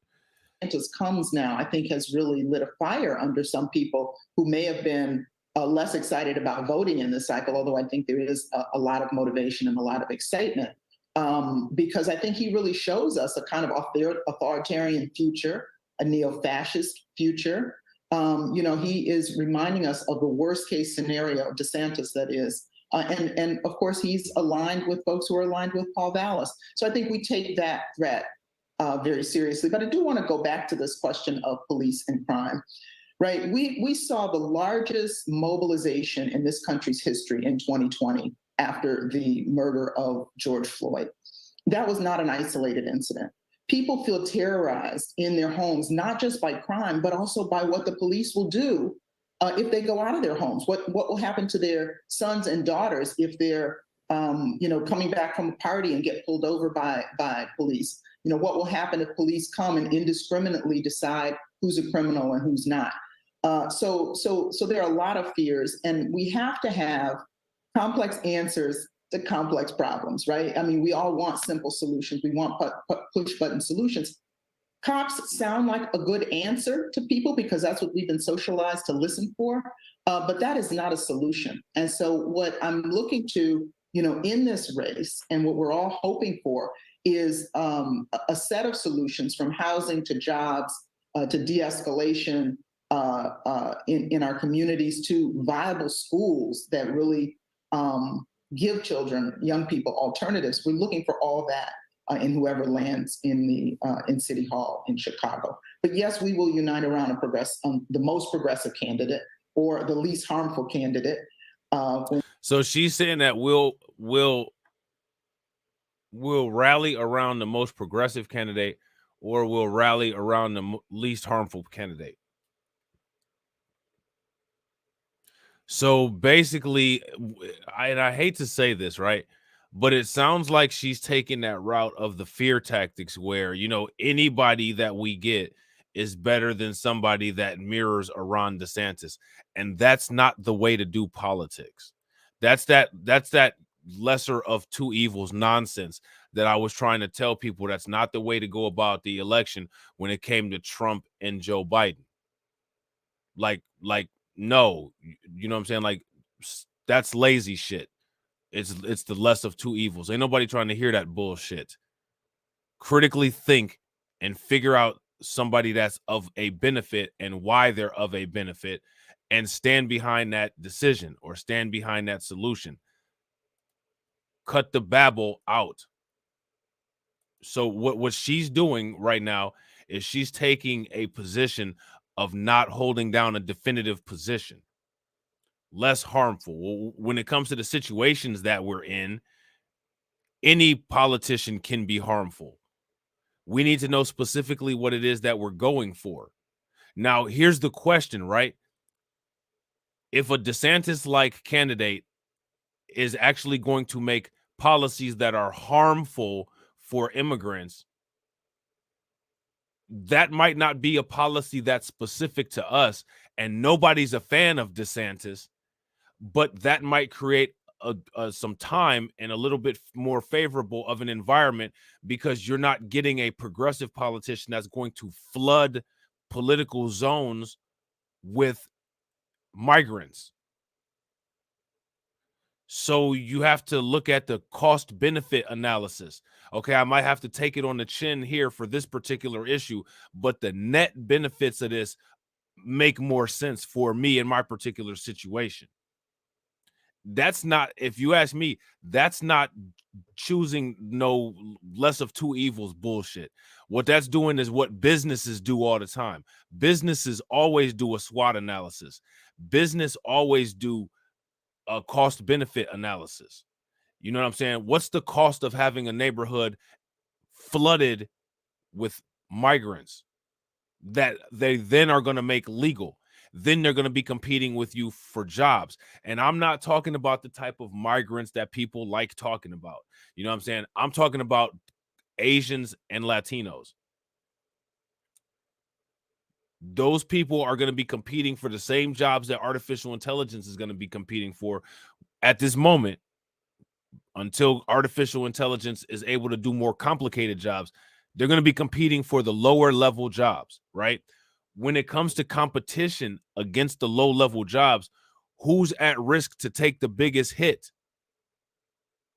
It's going to be the majority of Black people and that majority of Black men, because that makes up the largest amount of employers of people in that sector. So there's multiple ways that you can deal with that, right? People need to be more competitive and start aiming for higher level jobs. That's one way to take control of that situation, right? Another way to take control of that situation is to pay attention to the politics and maybe vote for politicians that may cause difficulty in those kind of infiltrations, right? Not just necessarily vote for somebody because it's going to just vote blue no matter who. No, voting blue no matter who is cutting your own wrists. And people have been doing that for God knows how long. If people continue to do that, and we continue to see things go in the direction that they're going, moving in the way that they're moving, if we're not getting any kind of improvements that we're looking for, if we look at the voting patterns and they haven't changed, we just got to sit back, light up a blunt, and say the world is correct. You know what I'm saying? The world is correct. You're not trying to vote in a way where you can be able to make some type of political U-turn. You're still following patterns that have been proven to be harmful. No one is putting a gun to anybody's head and making them do this. Let me ask you guys a question. Who came out with the pistols and the assault rifles and pointed them at people and said, y'all got to vote for Biden at 97%? Who did that? Where was they at? Who was it that did it? What was their names and what they looked like? What gang was they a part of? You know what I'm saying? Was it because now in Chicago they got a lot of gangs? Was it the Bloods, the Crips, or the Folks? Who was it? Was it the Vice Lords? Was it GDs? Who was it? Was it the Latin Kings? Who did it? You know what I'm saying? When this thing settles, but we have higher hopes than that. And Luis Gutierrez, I wanted to ask you, clearly Chuy Garcia is the only Latino official running in this race. Yes, some of the polls are indicating that he's not even registering majority support among the Latino electorate. I'm wondering your thoughts about that. Are the polls way off, or is Latino community developed to the point where it doesn't matter whether you are the same ethnicity, they're looking at your political views and your perspectives? So now that's interesting, because do you all notice in this in this segment here, the interviewer is not attempting to shame this guy or to shame Latinos for voting for a candidate simply because they're Latino. It's almost as if the interviewer understood and expected the Latino community to vote for the individual because it's Latino. But when it comes to us doing that, they always try to shame people out of it or steer you away from it or say that you're using identity politics. But pay very close attention, because in this dialogue, identity politics is expected. Did you guys catch that? If you guys caught that, give me a thumbs up. If you guys didn't catch that, give me a thumbs down. Let me know what you guys think about that. I want to show that again, because I think that that's interesting, and I think that is very hypocritical, because these are the double standards that they put on us. So the expectation is that white people should vote for a Trump. The expectation is that a Latino population should vote for a Latino.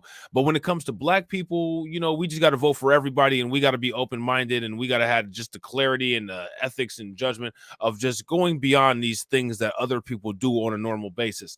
Look at the double standards. And what's even more frustrating is listen to the black content creators who try to shame black people out of normal voting pattern behavior. How many times have you heard these content creators that try to get up on a pedestal and say, well, you know, as far as, you know, these are black content creators, you do this and you do that and you do this and you do that, and black people tend to do this because black people don't do that, and you know that black people do this. Man, when I listen to these motherfuckers, is there anything positive that these motherfuckers can say about black people, the other black content creators? All I ever hear, like, these non B1, non, you know what I'm saying, FBA, non ADOS, and even some in that, you know what I'm saying, because there's some that are guilty in that, and that little, you know what I'm saying, grouping as well, but not as much as outside of that. All these people do is finger wag. These motherfuckers literally act like black people do all kinds of shit that other people don't. The only shit that we do that other people don't do is make good food, come up with stylish fashions, and create new genres of music. That's the shit that we do that other people don't. The little stupid nitpicking ass shit that other black people will do for some super chats to get in front of other groups of people and shit on their own people is shit that everybody does. You're looking at it right here.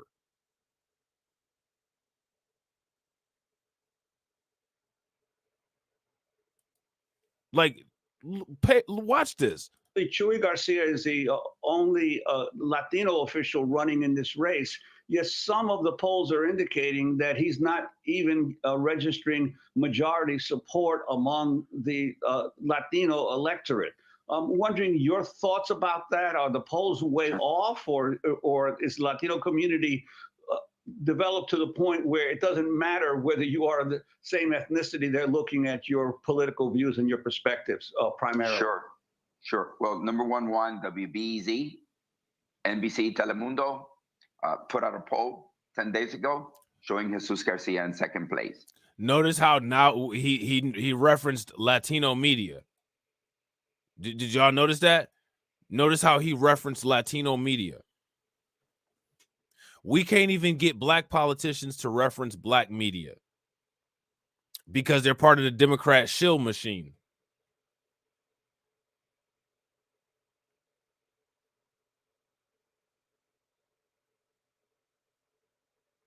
That's an interesting point. Hey, Mr. Knickerbocker. Hey, Mr. Knickerbocker says, Rob, we literally vote at barely 50%, while the white vote is 70%. Now, let me ask you a question. Why do you think that we vote only at 50%?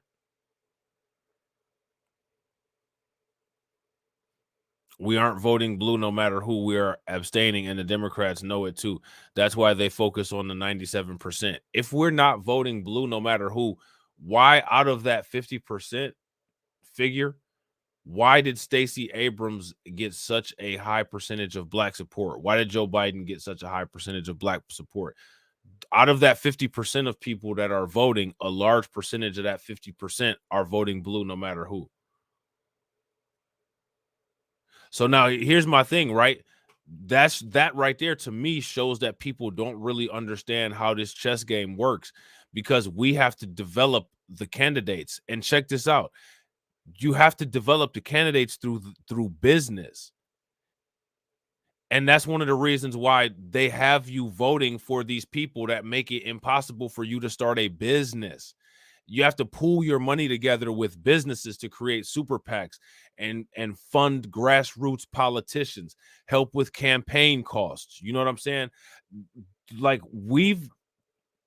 I don't think that we've been involved to that level. And that's one of the reasons why they want to keep us in a consumer economy instead of in a commercial economy. I don't think that even if there was like 5 or 6 businesses, right? Like, let's just say, for instance, there was like 5 or 6 businesses, we would be such rookies in that element because we've been so locked out. It would still take us a amount of time, a good period of time, to develop a learning curve on how to put the money together in the business to create a super PAC, to get lobbyists. Like, who are our lobbyists? You know what I'm saying? So now, but here's the thing. Everything is rigged. Law enforcement is rigged. Like, everything is rigged. So here's the thing. Are we just going like, okay, so it's rigged. So like, let's just hang our heads and go ahead and, you know what I'm saying? Like, what? Get locked out of political power, not ever have any assets, let everybody have critiques that don't make any sense, continue to have gender divides and all of this stuff, you know what I'm saying? Because we've just hung our heads. What we realize is that we're locked out of the game. So now we're just gonna hang our heads. You know what I'm saying? Like, we'll just submit to being dusty hoteps because we can't conquer the game. Like, I don't understand. Like, what should we do? You know what I mean?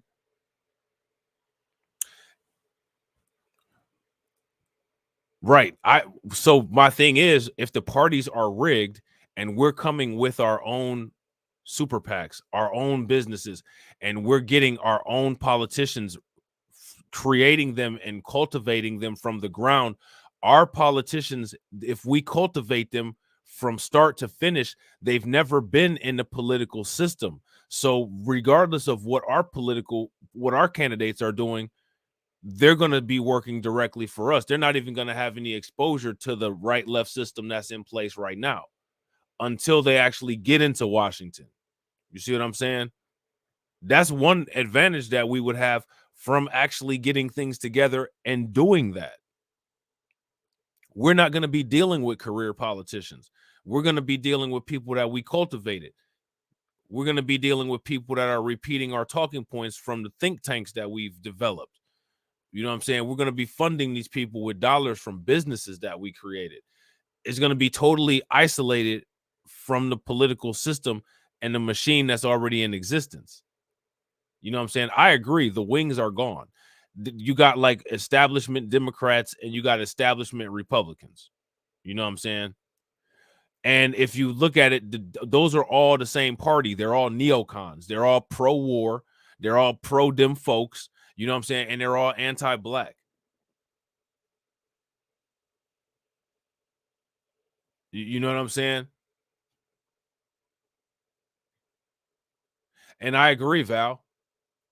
Yeah, AB Hotep hooligans. Facts. We some dusty Hotep hooligans. Fuck it, we lost. You know what I'm saying? Try again next season. You know what I'm saying? But oh, you said wigs. Wigs. Okay, yeah, okay, yeah. No, I get what you're saying now. I get what you're saying.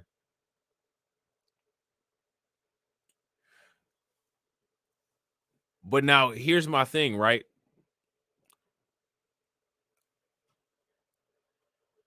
I think what people need to do is really look in depth and really study the I think people need to look in depth and really study the way that the voting zoning works, because a lot of technicalities are based on the two parties that are the two most popular. Now, I get what you're saying, right? As far as like the need for a third party, but what people can do to kickstart that is whatever, party they ideologically line up with the most, just use that as their label, but then coagulate as a separate entity, kind of like how there's the conservatives and they coagulate as you got these libertarians, right? And it's not really the same as a Republican. Then you got like back in the day when Mitt Romney was kind of on top, he had the Tea Party and shit like that. Like that's just like now how they got like the progressives, like like the socialists, right? Like the Squad and Bernie Sanders is not really the same as like Joe Biden and Obama. Like they're different. Like Joe Biden and Obama are more similar to George Bush than, you know what I'm saying, like AOC and Bernie Sanders are similar to Joe Biden. Despite the fact that they Democrats, it's almost like a different party.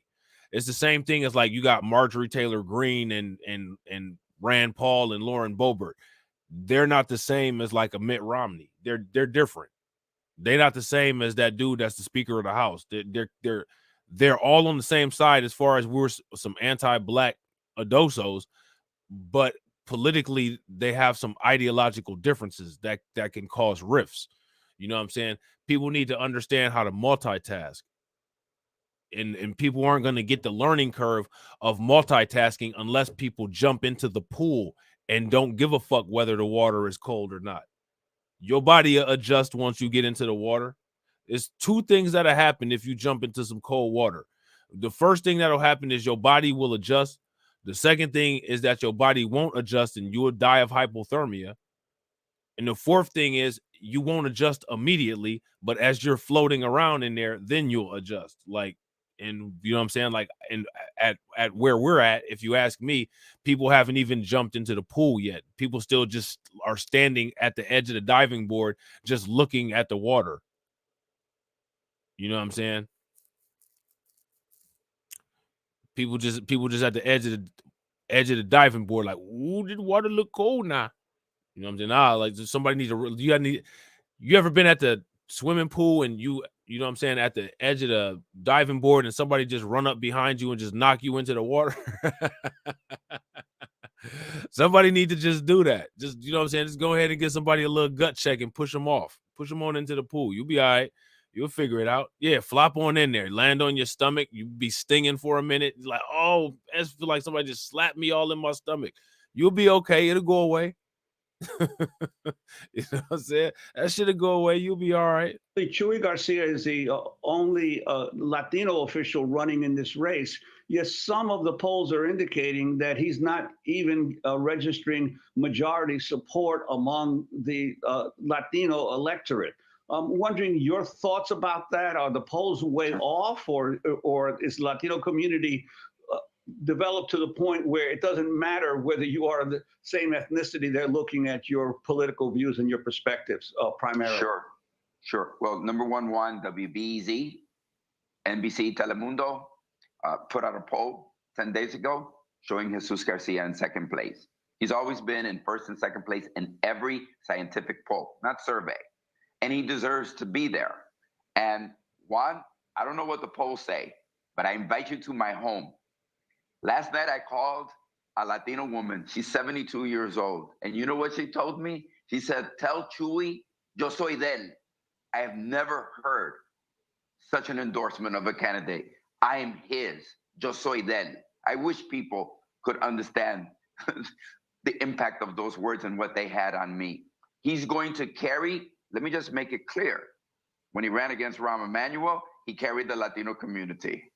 Not only in the primary, in the first set of elections, as Dr. Lee has suggested, there's going to be a runoff. He carried it even more overwhelmingly in the runoff, and that was 8 years ago. Since then, he has stood up.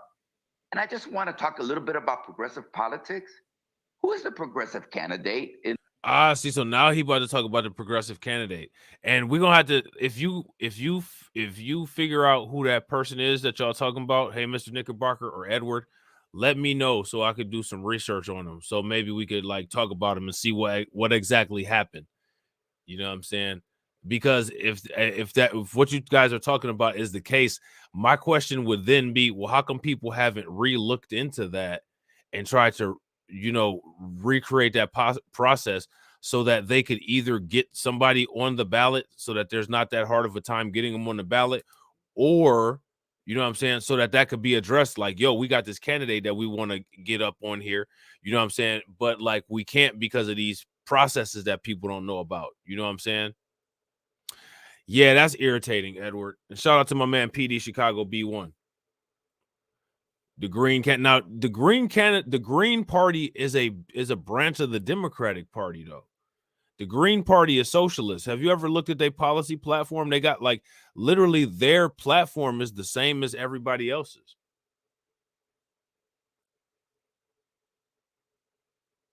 There's the Green Party, there's the Socialist of America Party.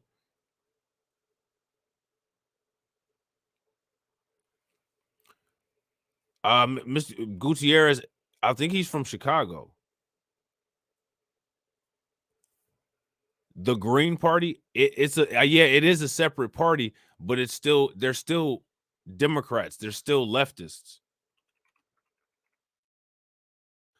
I got a video. I don't know if it's still visible. It's one of my older videos on Black Light Revelations 1.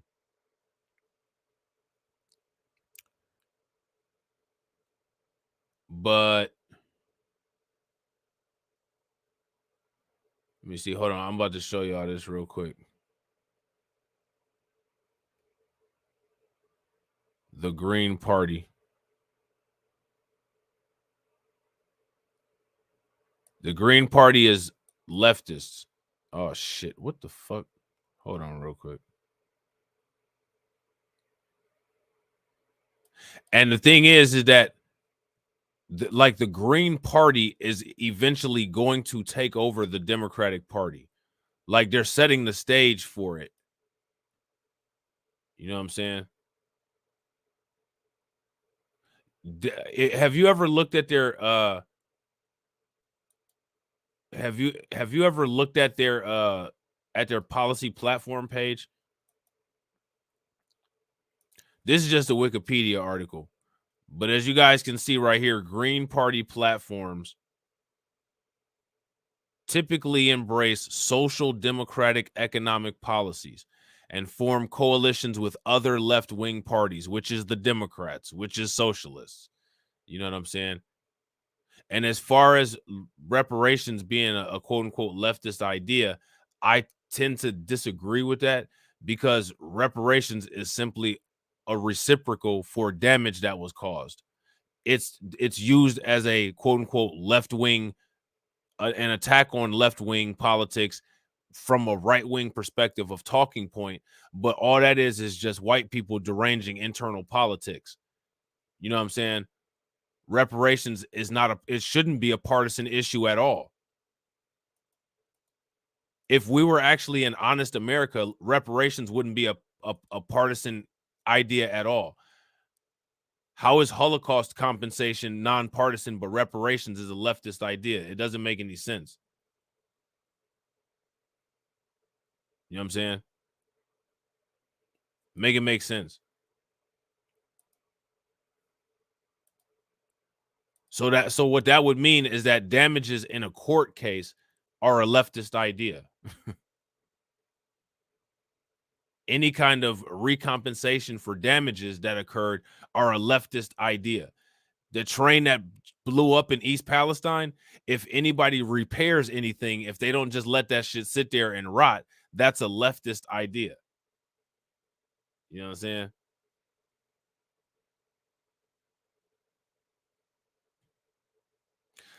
Shout out to my man James Sumner. What's good with it, bro? But that's the problem when you get caught up in white politics too. That's one of the reasons why I try to avoid that. I go strictly by which particular issues I have an issue with. You know what I'm saying? And I agree, the current system is right wing. The United States is absolutely a far right totalitarian government at its baseline. As far, I've actually done it. This was before you came along, hey, Mr. Knickerbocker, but I've actually done a stream about that particular talking point. The United States, as it is a far-right totalitarian government. It had race-based slavery at the beginning. Like literally everything about the United States is far-right totalitarian. Nazi Germany actually got its ideas from the United States. Like this is a fact. Adolf Hitler actually said that. Why are they trying to get away from it, acting like, you know what I'm saying? Like that's not the real deal. You know what I'm saying? So I don't disagree with you. Like I agree 110%.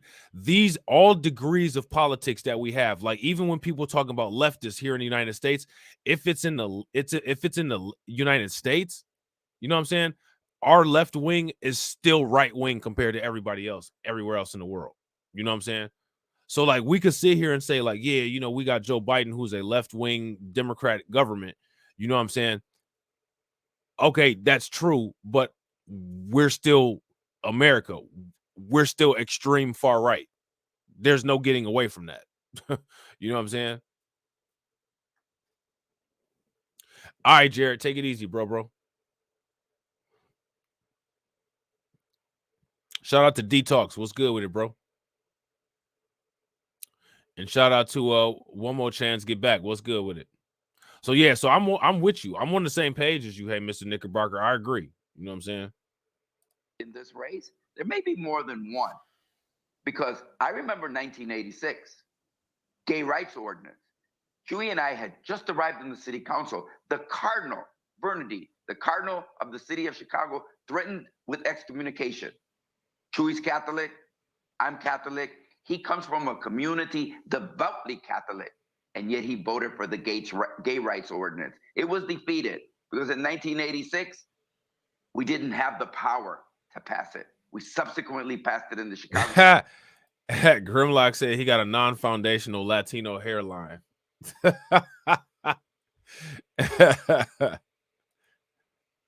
Council, and we've moved forward. Chewy has always been standing by women and reproductive rights. Has a history of doing that for 34 years as a Cook County Commissioner, as a state legislator, as a state senator, as a member of Congress. But he's also been for immigrant rights. And unfortunately, too many times. There we go. He's also been for immigrant rights. Now, when you say for immigrant rights, what are you talking about? Are you talking about illegals who are just sitting there waiting to be processed and given citizenships and not being prosecuted for being in the United States illegally? Or when you say immigrant rights, are you talking about actual immigrants who have come through the United States through the appropriate processes and are just here paying taxes, doing what every other American citizen is doing? You know what I'm saying? And abiding by the law. Like, which ones are you talking about here? But then at the same time, are we talking about immigrants' rights superseding the rights of Americans here that are still not getting their bang for their buck of taxpayer dollars? Because that's an issue that we have also. That's a whole issue that's not talked about as well. And real quick, ladies and gentlemen, if you guys haven't smashed the like button, please make sure you guys smash the like button. If you guys haven't shared the video out, please make sure that you guys share the video out. And remember, you know what I'm saying, your boy is trying to get 1,000 subscribers on this channel. So help your boy out by sharing, telling a friend. You know what I'm saying? We're going to get it. You know what I'm saying? Because like I said, this channel is going to be set up a little bit different than the other channels. Right. And unfortunately, too many times in the progressive movement, immigrant rights are always put at the bottom of the shelf, not seen, not heard of. Now, I disagree with that. How are immigrant movements at the bottom of the shelf when Joe Biden on day one is making executive orders? Do y'all see? Let me ask you guys a question. Is this guy being honest? If this guy is being honest, give me a thumbs up. If he's being dishonest, give me a angry face in the chat. In the runoff, and that was 8 years ago. Since then, he has stood up. And I just want to talk a little bit about progressive politics. Who is the progressive candidate in this race? There may be more than one. because I remember 1986, gay rights ordinance. Chewy and I had just arrived in the city council. The cardinal, Bernadine, the cardinal of the city of Chicago, threatened with excommunication. Chewy's Catholic, I'm Catholic. He comes from a community devoutly Catholic, and yet he voted for the gay rights ordinance. It was defeated because in 1986, we didn't have the power to pass it. We subsequently passed it in the Chicago City Council, and we've moved forward. Chewy has always been standing by women and reproductive rights. It has a history of doing that for 34 years as a Cook County Commissioner, as a state legislator, as a state senator, as a member of Congress. But he's also been for immigrant rights. And unfortunately, So for immigrant rights. Now, here's my question, and I want to know this from you guys. When he's talking about immigrant rights, what does immigrant rights entail? When this particular individual is talking about immigrant rights,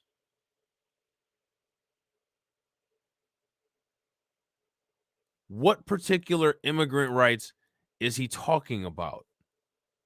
What does he mean?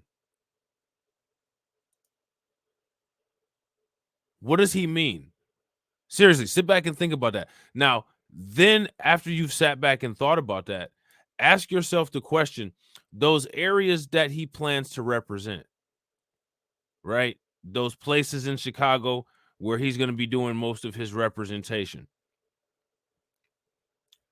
This interest in immigrant rights that he has, how is that going to affect, not help, not harm, how is that going to affect the community as a whole?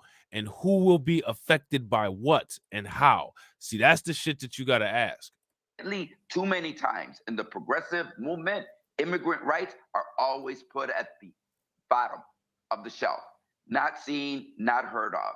Chewy will make sure that those immigrants are heard. And many people will say, well, maybe because they're Latino. So now, what this guy just said, he just confirmed that the immigrants that they're concerned about are Latino. He just confirmed that one of his main objectives is that he wants the immigrants heard, which again, I don't have a problem with that, but it's just understand what's going on here, understand the full picture. Don't just, you know what I'm saying? And he wants to make it's a very high priority for him. Clearly it's a high priority for him that the immigrants be heard. But now notice how there's not really anything else for anybody else that's been laid out on the table. What does that tell you? See, that's the thing that you got to ask. What does that tell you? Yes, they're Latino, but they're also Haitian, but they're also Irish. They're also Polish. They're also Asian. Now, what percentage of those are we talking about here? Shout out to the people. See, I got when it comes to my YouTube channel, I got day ones and I got day twos, right? And so the day ones would be like U-Law, you know what I'm saying? Catsy, D-Buck, you know what I'm saying? Get Noticed with Nikki, Saint Beloved, you know what I'm saying? Those people was day ones, right? Then I got day 1.5s, like Bronze God, Kareem Yee, Black Star Racer. Oh, DJ Elmo is a day one, and More Math, a dude named More Math, right? Those are day ones. Bronze God would be a day 1.5. You know what I'm saying? But then we got day twos though. You know what I'm saying? And like Carla and Val is day twos. You know what I'm saying? So if you was around as one of the day twos, you know what I'm saying? And I would say Carlton and AB Promotion is day 2.5s. You know what I'm saying? So if you was the day twos, Faith and Lightning be a day 1 too. You know what I'm saying? And TD, because TD, you know what I'm saying? TD rocked with me before anybody even watched my channel at all. You know what I'm saying? But Carla and them was around when we did the streams where we were talking about this particular topic right here. And I think I might either re-upload those streams or either just do some other ones. But this is extremely important right here. Volvo is a day. Volvo, you with Carla and Val. You a day two. You know what I'm saying? You came with the first wave of TD people when we used to do Just Talking on his channel only. You know what I'm saying? Volvo is part of the day twos. You know what I'm saying? 34 years as a Cook County commissioner, as a state legislature, as a state senator, as a member of Congress. But he's also been for immigrant rights. And unfortunately, too many times in the. So now think about this, right? Why is the emphasis on immigrant rights so heavy? Now, me and TD, right? We used to do Just Talking, right? The people that have been around on my channel for a minute know this. Y'all may not know, but on TD Hip Hop Media's channel, there's a playlist called Just Talking with TD and Rob. We didn't used to have a Just Talking with TD and Rob channel. You know what I'm saying? We used to do the Just Talking with TD and Rob on his channel on at the same time as we do it on the channel that we made, right? Then the next day we had one on my channel, and it used to be called Radiation Information. If y'all remember Radiation Information, give me a thumbs up. If y'all don't remember Radiation Information, give me a thumbs down. Ed Berry been around, and AJ, they was around for that too. You know what I'm saying? So a lot of times when we used to do Radiation Information, one of the things that we would go over would be the Pew Research studies. You know what I'm saying? We would do the Pew Research studies. All right. Yeah, we used to do the Radiation Information. You know what I'm saying? And we would talk about the Pew Research studies. And one of the Pew Research studies that we talked about was the one that talked about the concentration of immigrants. And so all of these immigrants that he just named is very disingenuous, because we know that the Latinos make up the largest amount of immigrants and Asians make up the largest influx of immigrants coming in, according to the Pew Research studies. But now he's sitting here acting like, oh, you know, we're talking about all these immigrants like Irish. Like, it's not the 1950s. Like, Irish people ain't coming here in droves. As a matter of fact, people are leaving the United States, going to Ireland. Because you can basically get into Ireland and become a citizen of Ireland very easily if you're from the United States. Ain't nobody coming from Ireland coming here. If anything, people leaving here and going to Ireland. Haitians. He mentioned Haitians, right? You saw what they did to the Haitians when they came over the first time. They treated them very unfairly and treated them very differently than they treat the Latino immigrants. Shout out to my man AB Promotions. AB Promotions said, I only remember you from TD channel. That's how I got put on. Yeah, like I used to go on the TD's channel, and that's when we were doing those Just Talkings. And then sometimes when TD would interview people, like he would interview the reparations task force and stuff like that, you know what I'm saying? Like he would have me on there too, you know what I'm saying? And then Torian would share my content a lot, you know what I'm saying, on his community page, which helped me get a lot of subscribers too, you know what I'm saying? Or shout me out if he did a video, you know what I'm saying? That kind of as a YouTuber, like that kind of stuff helps a lot. You know what I'm saying? That's why, like, on my channels where I got more subscribers, when there's content creators, if they got wrenches, I let people promote their channel in my chat. You know what I'm saying? Yeah, TD used to do those Brother Please Hear Me Out videos talking about coding all the time. That was Fantizzi's thing. You know what I'm saying? That was Fantizzi's thing. Brother Please Hear Me Out. You know what I'm saying? Yeah, Torian helped your boy out, man. You know what I'm saying? I'm forever grateful for that. You know what I'm saying? Progressive movement, immigrant rights are always put at the bottom of the shelf. Not seen, not heard of. Now that's not true. What he's saying right here is bogus. Like this is garbage right here. You know what I'm saying? Like he's not telling the truth. And again, I'm not saying that immigrants shouldn't get whatever it is that they're working for. You know what I'm saying? Like if they're putting in work and you know what I'm saying, like you hear legally, and you know what I'm saying? Like I'm not saying that you should just be cast into this class of just nothingness and not getting anything. That's not true. But what he's doing though is falsely representing the interest in immigrant initiatives when it comes to politics. He's not being honest. You know what I'm saying? If you guys agree with me that this dude's not being honest, give me a thumbs up. If you disagree, give me a thumbs down. You know what I'm saying? Chewy will make sure that those immigrants are heard. And many people will say, well, maybe because they're Latino. Yes, they're Latino, but they're also Haitian, but they're also Irish. They're also Polish. They're also Asian. They come from all over the world. The 11 undocumented workers every day go to work in this country, build this country, but have no rights in this country. Chewy's gonna put a bright light on those workers too. See, the magic about Jesus Garcia is that he sees everyone, that he was nurtured by Harold Washington, the first Black mayor of the city of Chicago. He knows what it is. So now I want you guys, how many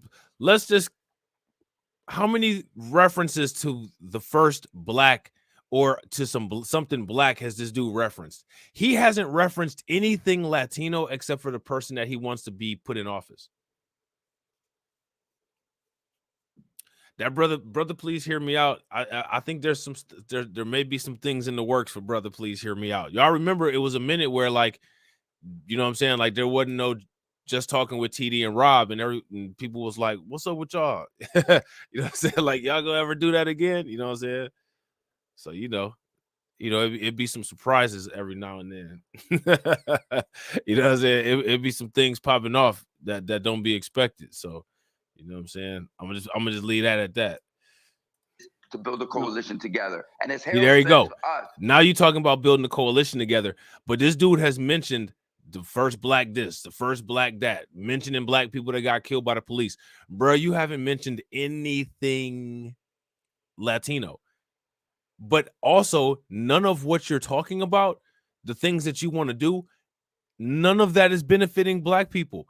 It's all benefiting immigrants, which the largest amount of are Latino. So it's not a reciprocal coalition, and that's not hate speech. It's not hate speech to say, hey, I'm not getting anything out of this. Let me ask you guys a question. If you're in a marriage and your marriage isn't working out and you say, hey, we got to dissolve this thing, we got to go get a divorce because it's not working out, is that hate speech?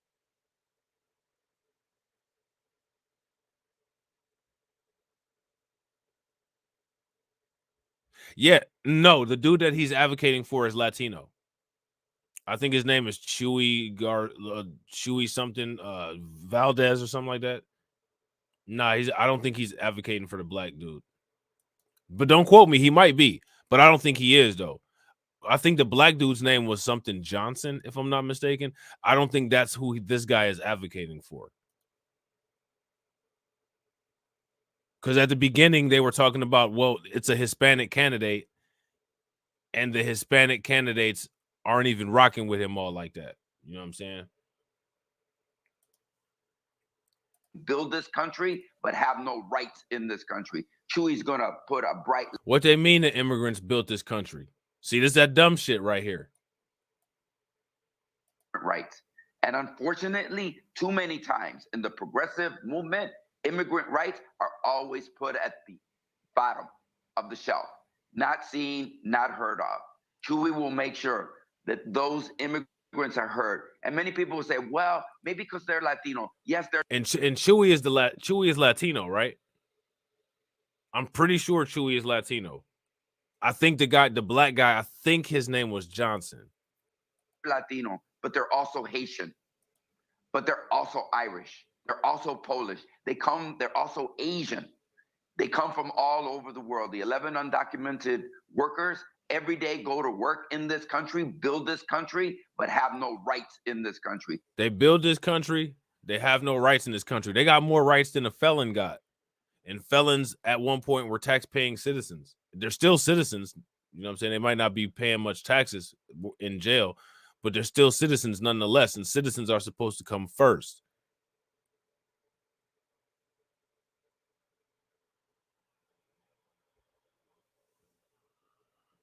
You know what I'm saying?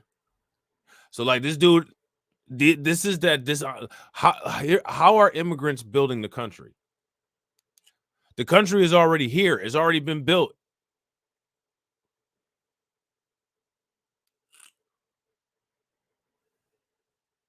If immigrants and migrants are building the countries, then why is it that they come and go to New York and getting shipped all around the country and end up having to go to places that are already built, like hotels and cruise ships? This kind of legislation is actually taking away from taxpayers, people who actually pay taxes in this country, and people that are here. And real quick, ladies and gentlemen, if you guys haven't smashed the like button, please make sure you guys smash the like button. Also, if you guys haven't hit the bell icon and subscribe to the channel, please make sure you guys hit the bell icon and subscribe to the channel. Like, this is just wild to hear these people just wildly say these kind of things. And the thing that's crazy is, like, people are, what's the chances that anybody's going to rebuttal this? Anybody, you know what I mean? Like, what's the chances that somebody's going to say, listen, I'm about to lay this out. Let me explain how this dude was sitting up here tripping, talking crazy, man. I'm about to get this dude together real quick so he know what time it is. What's the chances that that's going to actually happen? Somebody that's like on TV that got a voice. I'm not trying to be funny. Roland Martin to be sitting up here telling you to rock with these people. Roland Martin to be like, yo, this the move right here. He got a forehead and his head built just like mine. You know what I'm saying? We both immigrants. Like, this the move right here. Y'all like hit this up. You know what I'm saying? Chewy's gonna put a bright light on those workers too. See, the magic about Jesus Garcia is that he sees everyone, that he was nurtured by Harold Washington, the first black mayor of the city of Chicago. He knows what it is. So basically, the first black mayor of Chicago, the first black mayor, took you in. See, the first black mayor of Chicago didn't try to cut y'all out of anything. He didn't try to play no cartel games. He took one of y'all in and cultivated him into a viable leader for his community. And this is what they try to repay us with by trying to redistrict and cut black people out of the voting power and political power that people have tried to maintain or tried to earn for generations. Yeah, he name dropping more than Kim K. Facts. So the black mayor that he keeps referencing did right by him. And his future generations are doing wrong by us. And that should be called out. I don't care about nothing you talking about, bro. And I don't care how many times you mention this black dude's name. I don't care how many times somebody mentioned a black person's name. You're mentioning that black person's name for symbolism. I don't want to hear about a black person. My expectation is that black people should constantly be doing things that are beneficial for black people. I want to hear like how you can mention a black person and say how that black person benefited a Latino. If you come to me, you tell me about Latinos that's doing shit for black people. Don't tell me about no black people. You know what I'm saying? If you want to have a discussion with me, do not mention a black person to me. Because I look at black people and assume that black people are being productive, doing things for black people already. So I don't need you telling me about the good things that black people are doing because I see it. I want to know what people on your side are doing that's beneficial because that's what a coalition is doing. See, all you've done is just listed all of this stuff that black people have done and set up that you can utilize. I don't want to hear none of that. You tell me what Jose Garcia did for this black neighborhood over here. You tell me what Jesus Rodriguez did for this black business over here. Now you got my attention. Don't tell me something that Willie Johnston did. I already know Willie Johnston putting in work. I don't need to hear about him. Willie Johnston putting in work because he Willie Johnston. I already know that. You tell me what Jose Rodriguez did. You tell me what Dirty Sanchez did. I don't want to hear about none of that other shit. And they can't do it. That's why you got to keep bringing up black people, because you know y'all haven't done shit that's beneficial for us, except for just siphoned off of anything that it is that we've done to help move everybody forward as a nation. You can hear this stuff bleeds out of the stuff that they say. You know what I'm saying?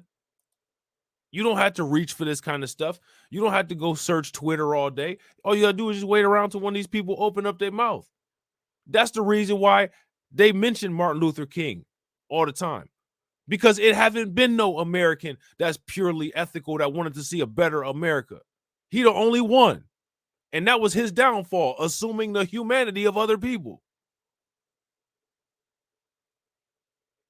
You know what I'm saying?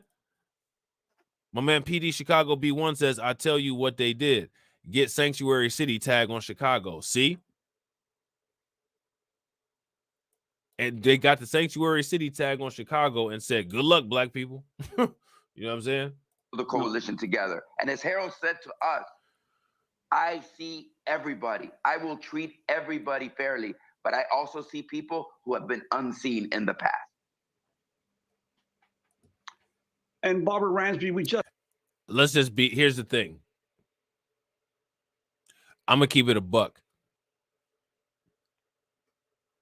It's impossible to treat everybody fairly.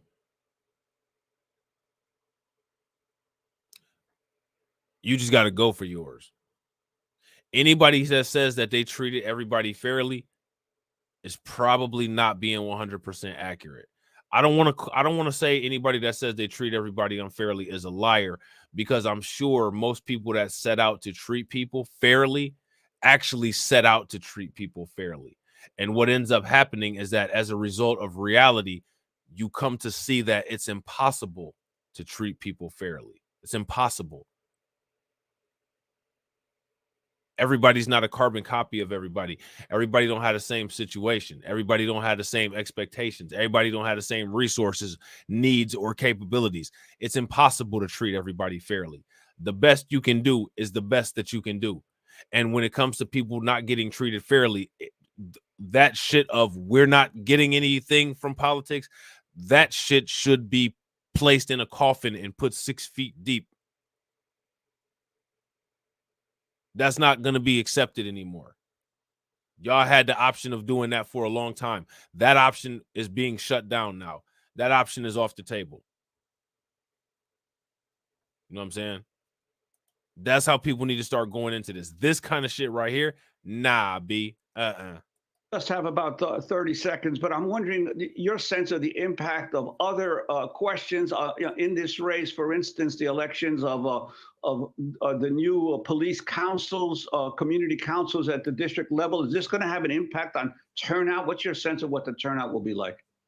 Yeah, I'm hoping the turnout will be great. I have, Brandon's numbers are going up. I was at a big community meeting yesterday and people couldn't get in the room. So I think it's ascendant. I do want to speak to the question of experience as we kind of wrap up this conversation too.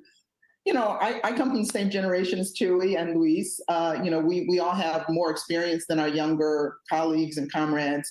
But I think experience can be measured in a lot of different ways. And one of the things that I've tried to be as a kind of humble elder in this movement, is to defer to a set of experiences I have not had. I think Brandon has been a teacher in the public schools, was one of the sit-in leaders at Diet High School in 2015, fighting for education for all our children. We worked together in something called the R3 Coalition here, Reimagine Chicago. And in that coalition, there were folks fighting for immigrant rights, labor rights, LGBTQ rights. And so that big tent. Immigrant rights, LGBTQ rights, labor rights, straight up left. Straight up left. You see that? I want you guys to pay very close attention. The left-wing starter packet. The left-wing bundle. What would you like with your fries today? A little bit of LGBTQ, a little bit of abortion. I'll take the abortion sauce, and a little bit of feminism. You know what I'm saying? I'll take a little bit of that. There you go. Left-wing combo package. You know what I'm saying? Anytime you hear all that nonsense together, automatically assume there's nothing in that for you. You might listen a little bit longer or listen a little bit closer, but you'll eventually hear that you're not going to be mentioned at all. Tried to be as a kind of humble elder in this movement, is to defer to a set of experiences I have not had. I think Brandon has been a teacher in the public schools, was one of the sit-in leaders at Diet High School in 2015, fighting for education for all our children. We worked together in something called the R3 Coalition here, Reimagine Chicago. And in that coalition, there were folks fighting for immigrant rights, labor rights, LGBTQ rights. Immigrant rights, labor rights, LGBTQ rights. And so that big tent for this generation, and sometimes they have a different lexicon and all kinds of different sensibilities that my generation did not have. So here's my question for everybody, and I really need, we got 35 people in here. I need everybody's participation on this. What rights do legal immigrants not have? Legal immigrants, not illegal, legal. What rights do legal immigrants, naturalized immigrants, what rights do they not have? Another question, LGBTQ people, what rights do they not have?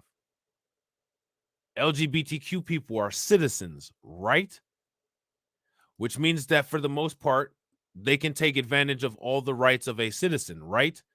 When it comes to a lot of the things that a lot of these people are quote unquote marching for, they're not marching for rights. They're marching for privileges. There's a difference between marching for privileges versus marching for rights. You know what I'm saying?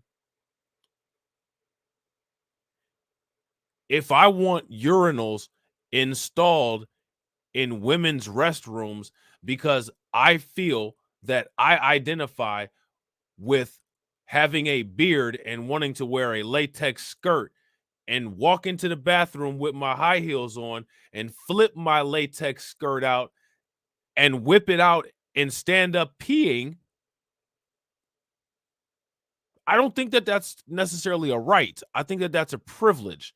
And honestly, like, I don't think that that's something that should be looked at a privilege because you shouldn't have a desire to want to do that.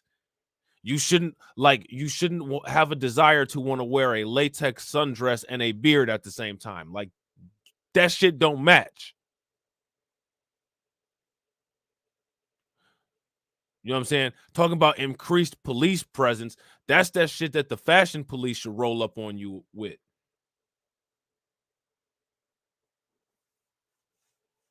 You know what I'm saying? Yeah, that's like some prank YouTube stuff. You in the bathroom with one of them outfits that Dennis Rodman used to wear, standing in front of a toilet, and a woman walk into the bathroom looking at you like you crazy, and you sitting there like, "Hey, girl," and the lady like, and she go back outside and look at the door to see if she walked into the right bathroom.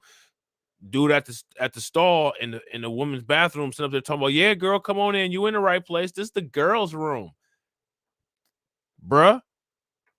I don't know what kind of privilege that is, but that's some shit that you want. You know what I'm saying? That is not like, that's not some shit that you check a box off on. That, like, you had a standard understanding that you're entitled to do this in the United States. Nah, that's not some shit that everybody wants. That's not some shit that I'm interested in. You know what I'm saying? Shout out to Faith and Lighten. What's good with it, Faith? Shout out to Maxima. What's good with it? Yeah, they want special privileges. I agree. That's definitely special. You know what I'm saying? Doing that kind of shit, which, as you guys can see, people are doing nowadays. You know what I'm saying? So I'm seeing Brandon as a candidate of future. We all loved Harold Washington. Brandon was only 7 or 8 years old then, so we can't hold him accountable for not being there for that. But we do, whoever is the most progressive candidate, we will support in the final runoff. But I'm hoping that the most a movement affiliated candidate in this round, which I think is Brandon Johnson, will prevail. And we need Chewy to fight that fight in Congress. We're counting on him. So, yeah. Barbara Ransby, we thank you so much for being with us, historian, author, and activist, Luis Gutierrez.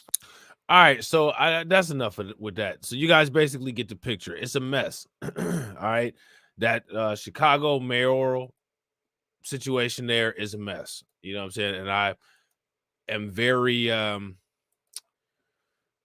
interested to see how that turns out. Now, have you guys heard about this Rachel Dolezal-esque woman here? This woman right here, right? You see, she got the I think they call this a burqa, is what she's wearing, and she's got the piercings. She's got the bronzer on, and she's got the eyebrows drawn in. You know what I'm saying?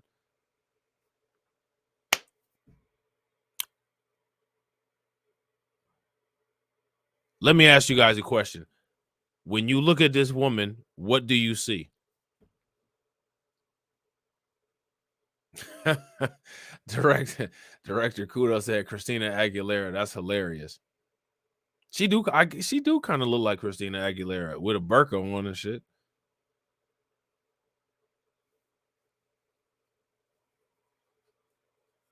So let's talk about people like Nimrata Randhawa,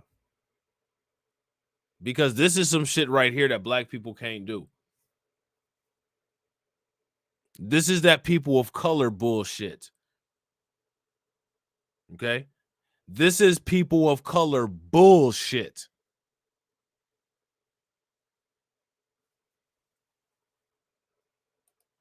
Progressive group roiled by accusations, diversity leader misrepresented her ethnic background. These people been doing this kind of shit since the damn Dawes Act, since 1492. Since 1492, people was doing this bullshit, and that's how they ended up getting kicked into the ocean blue. You know what I'm saying? Shout out to my man James Hudson.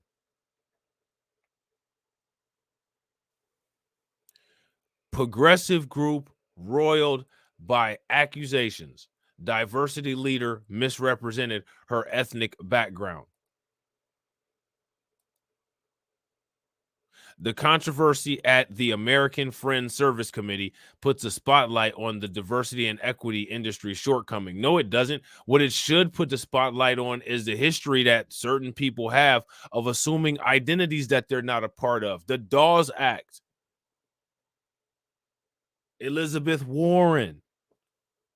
George Santos. Rachel Dolezal. There's a history of this kind of shit. Motherfuckers sitting up there talking about my grandmother's black, so I can say the N-word. Your grandmother is black where? You know what I'm saying? Like, what are you talking about?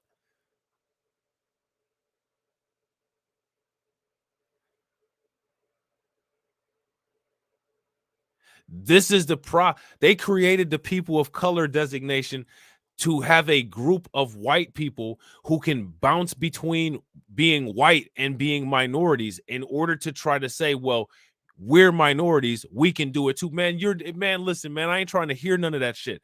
I am a black person. I am distinguishable anywhere I go. I can't hide behind anything. And I'm a light-skinned motherfucker. I'm not no passing motherfucker. You know what I'm saying? But I'm light-skinned. And I can't hide anything.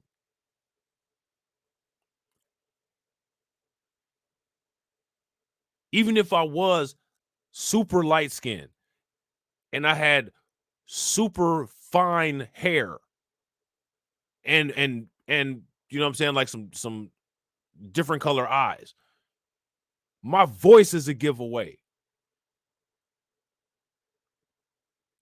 I can't hide that shit. These motherfuckers can hide.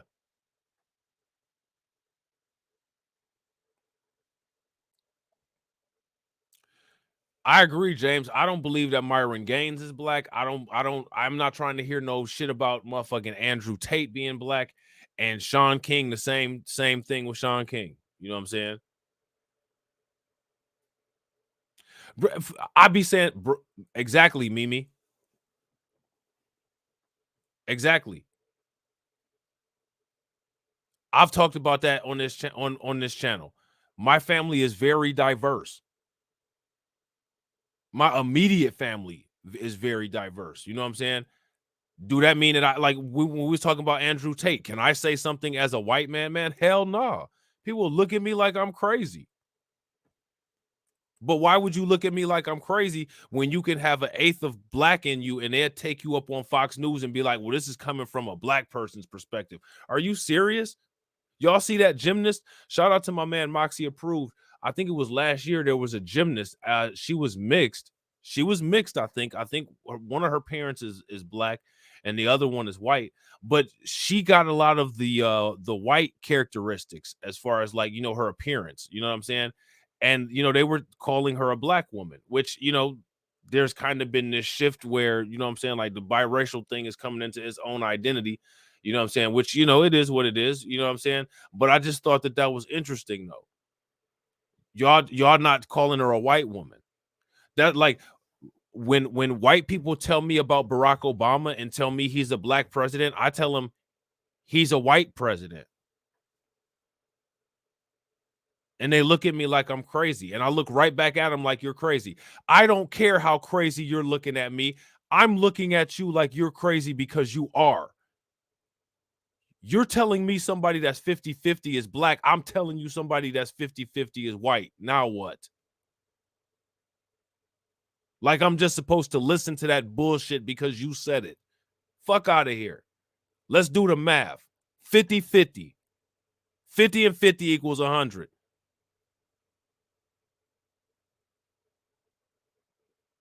You know what I'm saying? I'm not doing no reality orientation with some kind of fake ass realm of white supremacist nonsense. You want to tell me this motherfucker's black? I'm going to tell you he's white.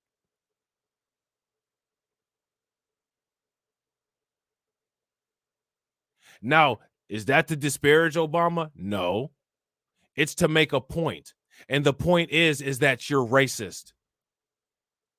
Because you've been attempting to weaponize identities and weaponize people's understandings of identities in order to keep people perpetually confused. And it needs to be called out. Just like this bullshit needs to be called out. You could put some damn bronzer on and put a damn burqa on your head and call yourself Sarah, you know what I'm saying? And people supposed to believe that you go to a damn mosque every week. Get the fuck out of here with this bullshit. As far as I'm concerned, this kind of blackfishing and bullshit like this shit should be considered a hate crime. This is exploitation and exploitive and bullshit. You know what I'm saying? Tricking people and shit. Rachel Dolezal. I'm black. Fuck out of here. You know what I'm saying? Shout out to OG Patrice. What's good with it? So now here it says Americans Friends Service Committee, a prominent Quaker organization known for its progressive. So now we're dealing with this progressive stuff.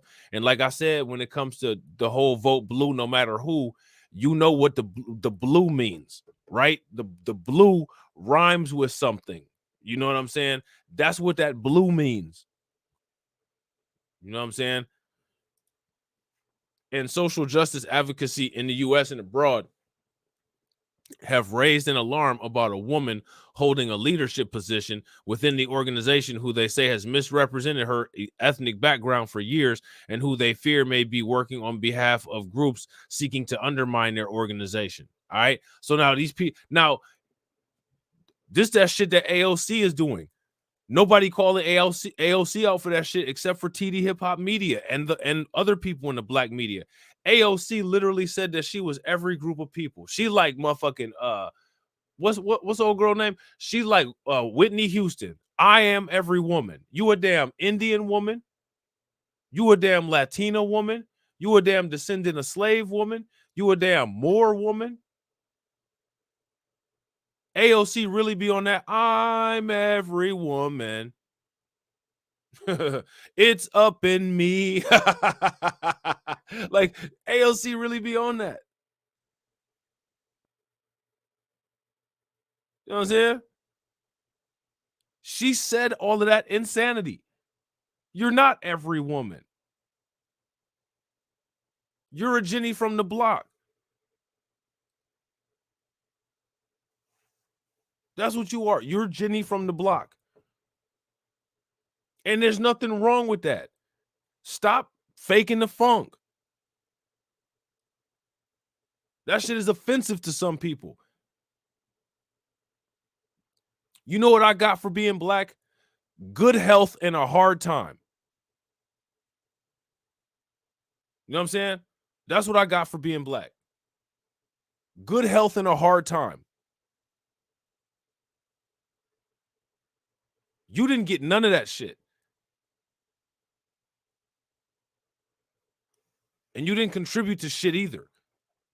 So stop trying to undermine our shit by saying that you got a family member, you know what I'm saying, on your mom's baby daddy side of your reverend in church, pastor, sisters, brothers, cousins, sister-in-laws, mother's kids side that's black. Like, man, get out of here with that bullshit.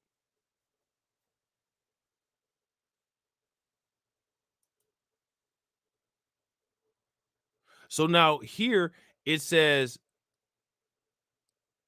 Raquel Evita Saraswati, a Muslim activist who for years has encouraged people to believe that she's a woman of color, including Latina as well as South Asian and Arab descent, is the AFSC's chief equity, inclusion, and culture officer, a senior position that gives her access to the files of dozens of the organization's staff and volunteers.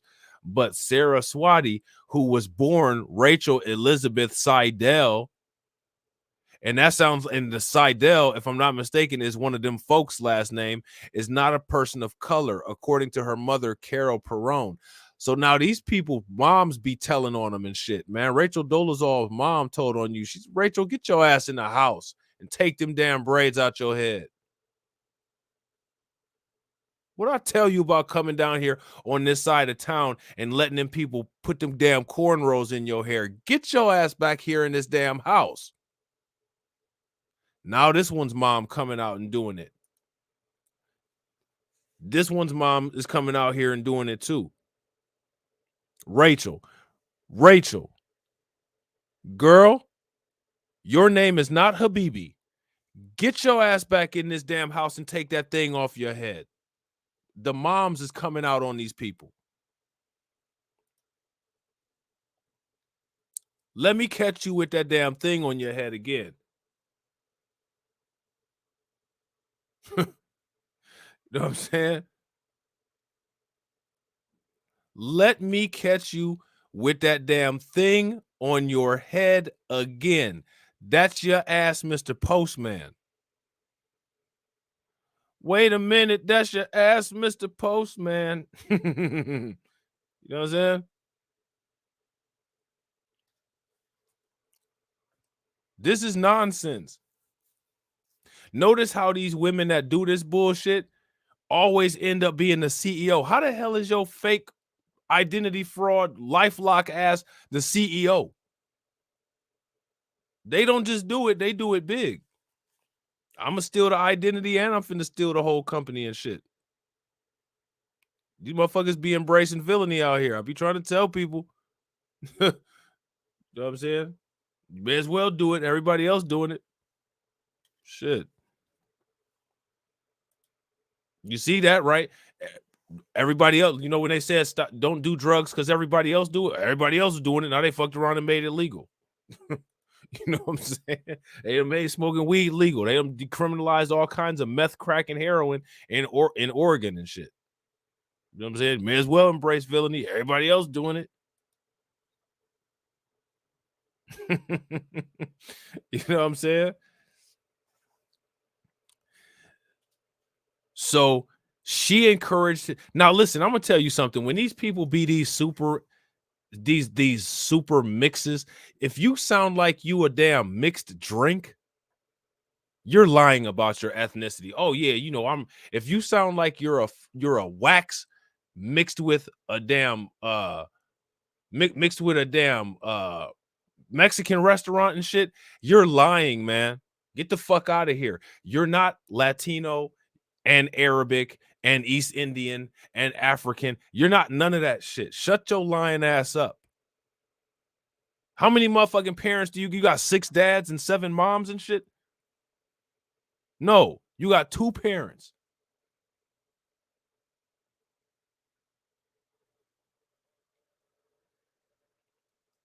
Yeah, I agree, Torian. I agree 100%.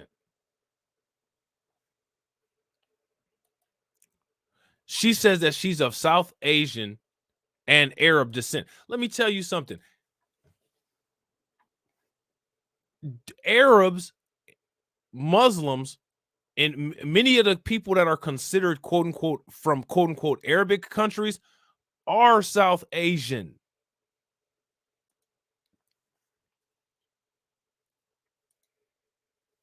You know what I'm saying? You got all these people that say they 50 million ethnicities. No, you're not. That's how you can tell somebody is faking. Well, you know, my mom is like 5 different ethnicities and my dad is like 7 different ethnicities. You know what I'm saying? Like, I'm just a person of color. No, you're not. Shut your lying ass up. I'm not trying to hear all that. You're full of shit.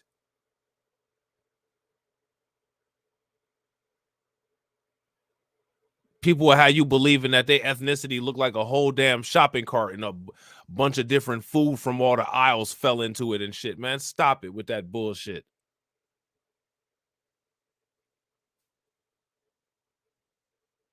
You know what I'm saying? A lot of times when people be so when they have so much diversity in their family, they lose track of that shit. You don't know what ethnicity sometimes people are.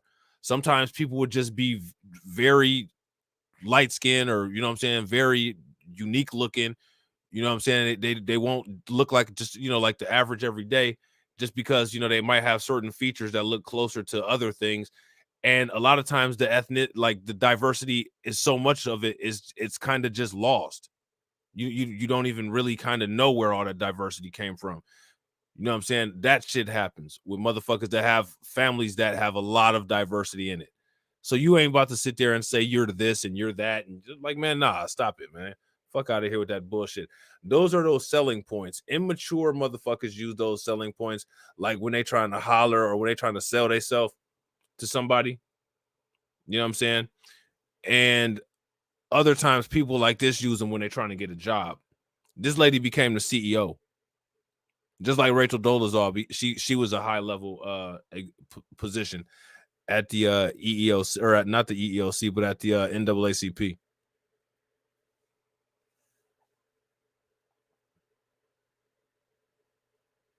You know what I'm saying?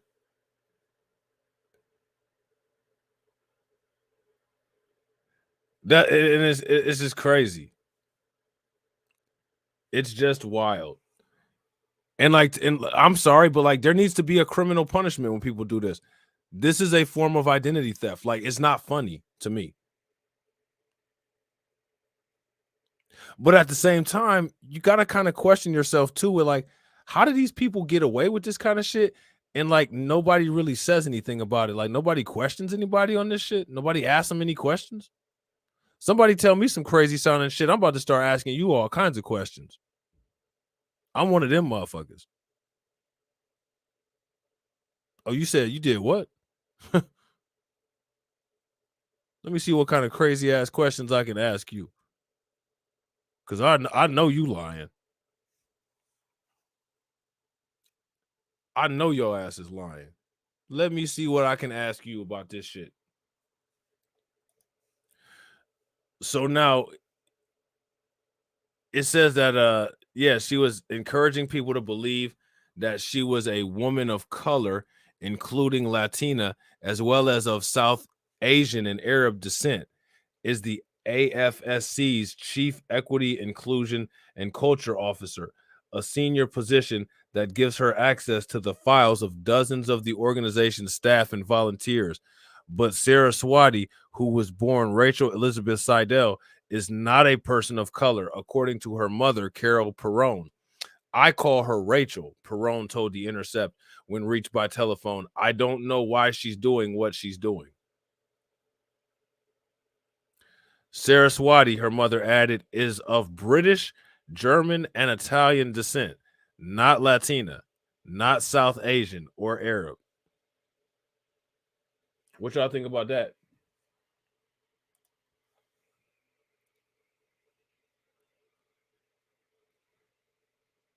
What y'all think about that?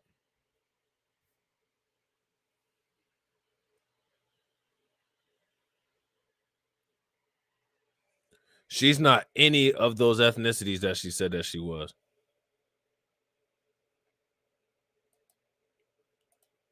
Nobody on YouTube did a video about her being a modern woman. Shame, shame, shame.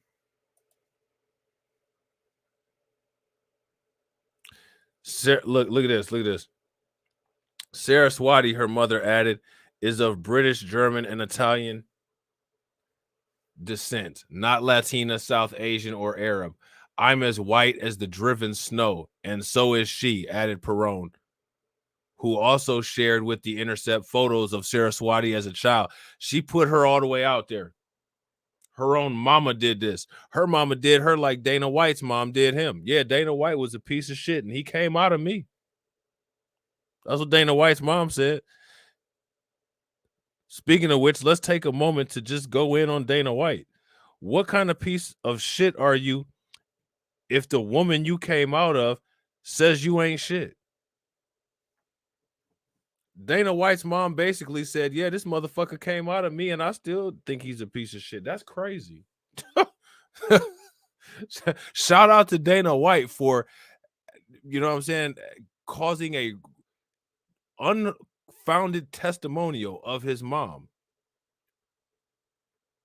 telling the world that her son ain't shit. Never seen anything like it before. You know what I'm saying? Yeah, her mom dropped a dime on her. Her mom definitely dropped that dime on her. She did her DJ Vlad style.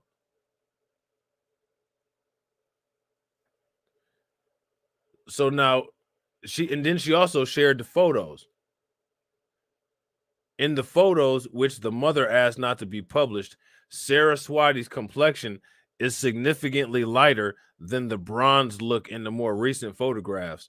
Perone also shared with The Intercept her Ancestry.com profile and a photo of Saraswati's biological father, who is deceased. Another relative who asked not to be identified confirmed that Saraswati is white. Perone noted that her daughter converted to Islam in high school and that at some point she seemed to have the need to portray herself as having a different ethnicity. So now what we're dealing with is another transracial.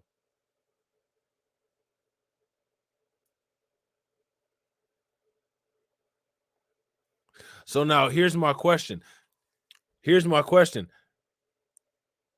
on the logic for these trans people, if you don't identify them by what they feel they are, it's hate speech. So if we don't tell this white woman that she's Arabic and Asian, are we committing hate speech?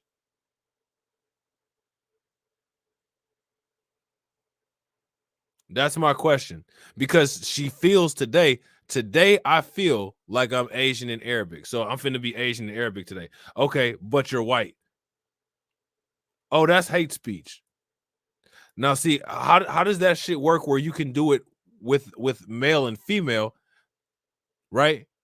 But I can't do that shit right here. Like you can't, I'm gonna call you white. You know what I'm saying? That's not hate speech.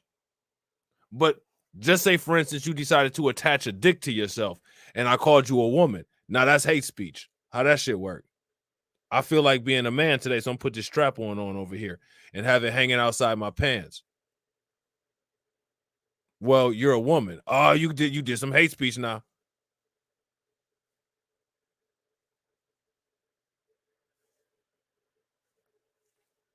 How does that work? Here's the secret. I'm gonna tell y'all a little secret. It don't work. That's the secret. It doesn't. So now here it says, I'm German and British, and her father was Calabrese Italian, her mother added. She's chosen to live a lie, and I find that very, very sad. Oscar Pierre Castro, a human resources professional who participated in the search committee to fill Sarah Wadi's position, told The Intercept that she presented herself as a queer, Muslim, multi-ethnic woman.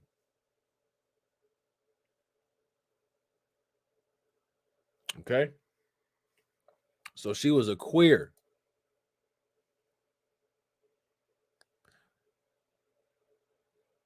Multi-ethnic woman.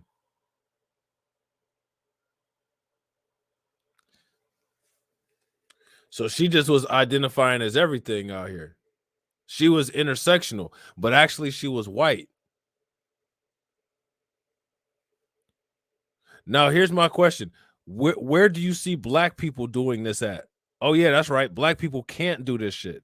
The only part of this shit that black people can do is the LGBTQ part. Now, if you're light-skinned enough or if you're biracial enough, you can pass, right? But they not out here. But you can only for the most, like, you can't do this shit though. Like this is off the hook.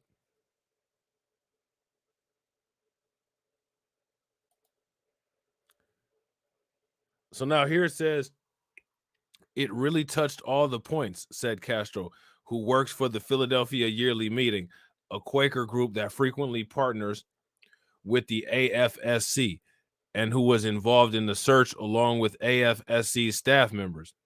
He added that he had been impressed by Saraswati's credentials and charm, and he thought that she would be a good fit for the diversity and inclusion role because it seemed as if there was an element of lived experience and understanding because of the lived experience, not just because of the academic and extra training that come with being a position where you are an equity and inclusion practitioner. She was completely fake, and this other motherfucker that's never been black didn't catch it.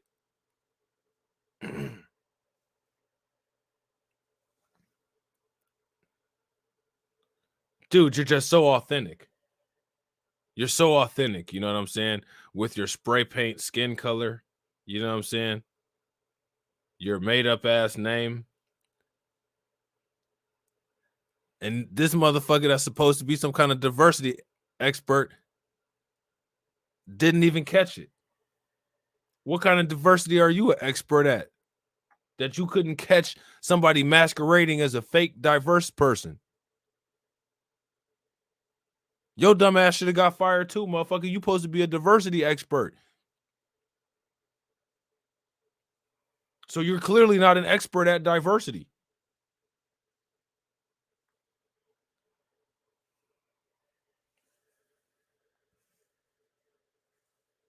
Like, you know what I'm saying? Think about, I want y'all to think about that. Like, seriously, analyze that. How are you a diversity expert if you didn't detect that this was fake diversity?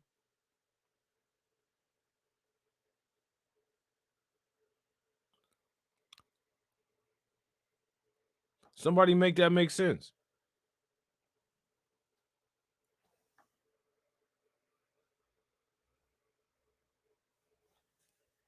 Make that make sense. This dude couldn't pick out anything. He didn't detect anything. This woman is a queer, Muslim, multi-ethnic woman. You didn't catch any red flags in that shit? Nothing stood out about that shit as odd to you. The first thing that I would have asked her is, man, how did you survive? How did you survive your country? You must have grew up in one of the countries that's a lot more liberal, because I know your ass wouldn't have made it out of Saudi Arabia alive.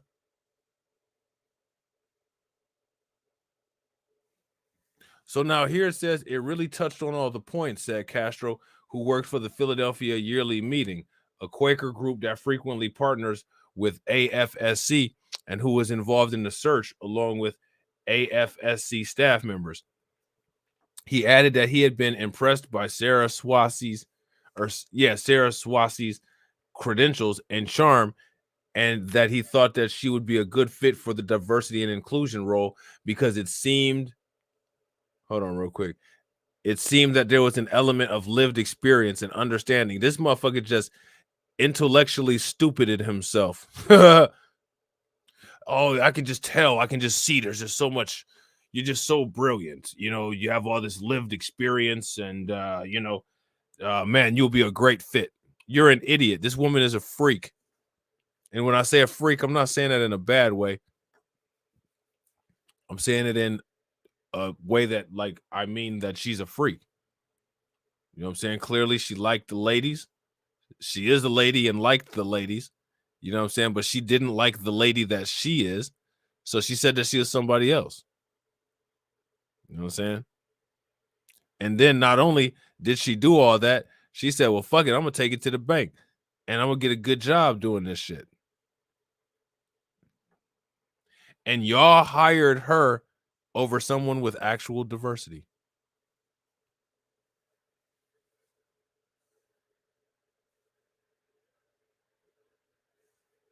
She bought diversity in a can, y'all.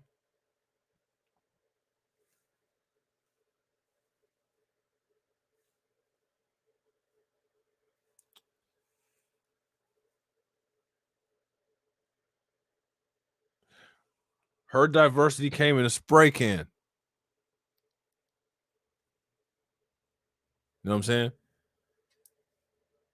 And, you know, as usual, it's just okay.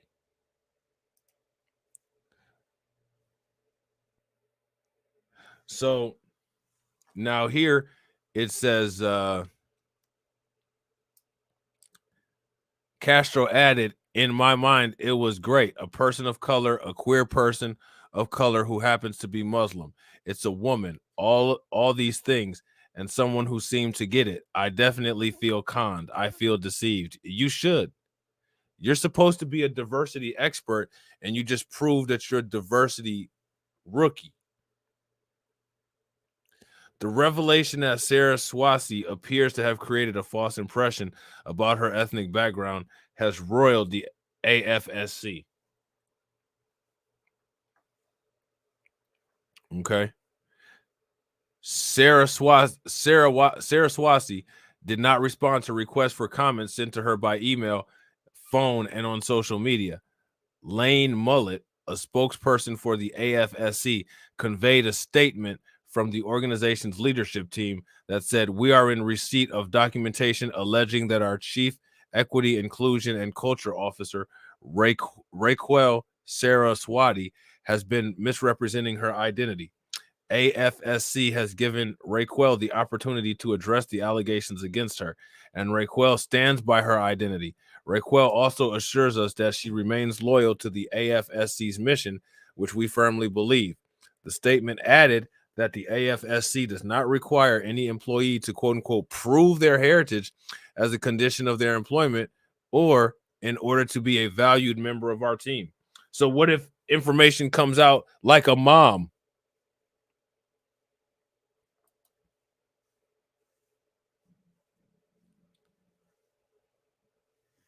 What if information comes out like a mom, a disgruntled mother? Hey, guess what? I'm her mom, and she's not who she says she is. Now what?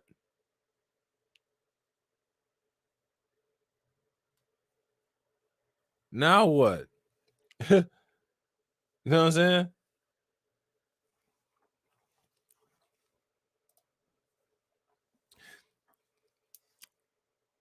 So now here it says on Thursday, nearly a week before the allegations first surfaced and after The Intercept reached out for comment, the organization sent a similar statement internally. There's a history of white people posing as persons of color or claiming ethnic backgrounds they do not have. In 2015, a national controversy erupted following the revelation that Rachel Dolezal, a white woman, had for years posed as black before becoming president of an NAACP chapter. And let's just talk about what Rachel Dolezal is currently doing. She's taking her talents to OnlyFans. You know what I'm saying? Others have claimed roots that they don't have. More recently, Representative George Santos, who falsely claimed that he was a J, among a host of other lies. Now, that dude was on some Leonardo DiCaprio, Catch Me If You Can type shit. That motherfucker went all in. You know what I'm saying? Now, here it says the concerns about Saraswati include what some AFSC members and supporters regard as possible hidden political agendas.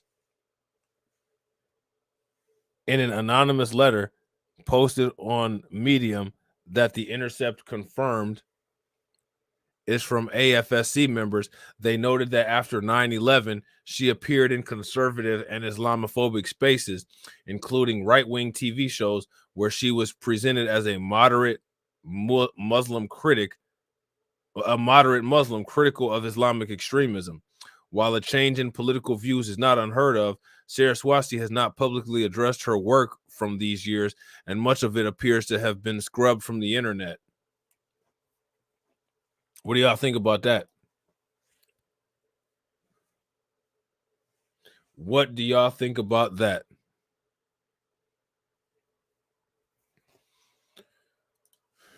So now here it says, let me see. In the Medium letter posted last week, the group of AFSC members and supporters detailed what they alleged to be Saraswati's history of misrepresenting her identity, as well as some of her connections to the conservative groups earlier in her career. We hope that this will catalyze further truth-telling and accountability, the group wrote. They called on the AFSC to investigate the matter and whether they are external entities with whom Saraswati is collaborating. They also called on Saraswati herself to apologize and step down from her role. People are concerned, a member of AFSC's leadership told The Intercept, requesting anonymity to avoid retaliation. There's fear that she could be an agent because she started her career right-wing. She was a token Muslim voice in the milieu, but she's never apologized. The AFSC, the organization later noted, has a history of being infiltrated by the FBI and has frequently been attacked by pro-Israel groups for its work in solidarity with Palestinians. In 2021, another leading civil rights group, the Council on American Islamic Relations, was hit by scandal when the executive and legal director of its Ohio chapter was revealed to be covertly working with an anti-Muslim group, the Investigative Project on Terrorism, and sharing confidential information with them. Incidents like that, as well as a long history of law enforcement infiltrating racial justice and activist spaces, have left AFSC members shaken. So now look at all this infiltration that's been going on. Yeah, and absolutely. If you guys haven't hit that like button, please make sure you guys smash that like button. Also, if you're not subscribed to the channel, make sure that you hit the bell icon twice. And please help your boy spread the message by sharing the video out to your social media. Okay. Imagine the trauma of people who confided in her, trusted her, and shared sensitive information about their work and about their lives, thinking that she's a fellow person of color, the AFSC leader said, referring to Saraswati. And now all of a sudden, it's a white woman with a right-wing history. It's scary. What do y'all think about that? Let me ask you guys a question. Has anybody heard of this story? If you all heard this story or any reference to it, give me a thumbs up. If you guys haven't heard of it and this is the first time you're hearing about it, give me a thumbs down. Okay. It's unclear whether the AFSC was aware when Saraswati was hired of the concerns about her background and past work, but last week was not the first time that her ethnic background has been publicly questioned. When the Rachel Dolezal scandal erupted, some activists and writers noted Saraswati's name change from Seidel and suggested that she was the Rachel Dolezal of the Muslim community. And Sana Saeed, a media critic at Al Jazeera, wrote on Twitter at the time. By that point, Saraswati had built a public profile as a Muslim woman, often wearing a hijab and frequently making media appearances to discuss Islam. In 2007, Saraswati appeared on CNN with conservative commentator Glenn Beck and also appeared on Fox News and the far-right channel Newsmax. In 2013, she also appeared in a film produced by the Clarion Project, an organization the Southern Poverty Law Center said specialized in rabidly anti-Muslim films. And she worked with the American Islamic Muslim Forum for Democracy, another group that has been accused of promoting Islamophobia. Yet, despite her association with right-wing groups, raising the suspicion of fellow Muslim writers and activists, Saraswati was later able to cast herself as a progressive activist, launching a career with organizations working on LGBTQ plus rights, and more recently working with the Philadelphia Mayor's Office, where she chaired on the Commission of LGBTQ Affairs until she joined the AFSC in June of 2021. So basically what this woman is doing, man, she's a grifter for real.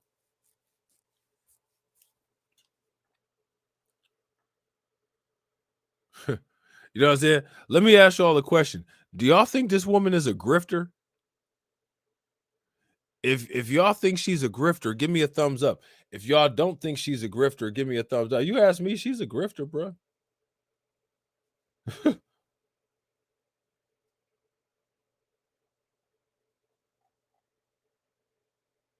She big grifting. You know what I'm saying? Saraswati has received a number of awards for her activism. What about for her being an actress? She get any Grammys or Emmys or Oscars? She should have. She got an award, including Liaison for the Marginalized Award, according to her LinkedIn page, which that could be some lies too. She also worked as a consultant on diversity and inclusion issues, a field that has grown exponentially in recent years in response to the national debate on racial justice following a number of high-profile killings of Black people. Yet those diversity and inclusion issues have not benefited Black people. They've only been talked about after Black people gotten killed. None of those movements have gotten any Black people hired or anything good for Black people. A bunch of LGBTQ and immigrants have really benefited from that stuff, though. Many organizations have responded to the national reckoning on racism and criticism of their lack of representation and equity by hiring consultants and experts to advise them. That rush has helped to evaluate those claiming expertise, even when their credentials, and in Saraswati's case, her very ethnic background, are in question. Anybody that's not Black should be in question when it comes to this. High-profile killings of Black people, yet we're going to hire this East Indian woman to teach these people about racism. Like, get the hell out of here, when they're just as racist, if not more racist, than the white people. Many organizations have responded to the national reckoning on racism and criticism of their lack of representation and equity by hiring consultants and experts to advise them. That's crazy. That rush has helped elevate those claiming expertise, even when their credentials, and in Saraswati's case, her very ethnic background, are in question. DEI is becoming a multi-billion-dollar industry. Corporations, companies, nonprofits. The AFSC leader told The Intercept, the data shows a tiny percentage of the directors are Black. And now if you have white people in brownface getting into DEI positions with its salary, resources, and power. So now how is it that, look at this. These things are based on Black people dying, and Black people aren't getting hired for this shit. They're making money off of our dead bodies, man. This is true parasitism. You know what I'm saying?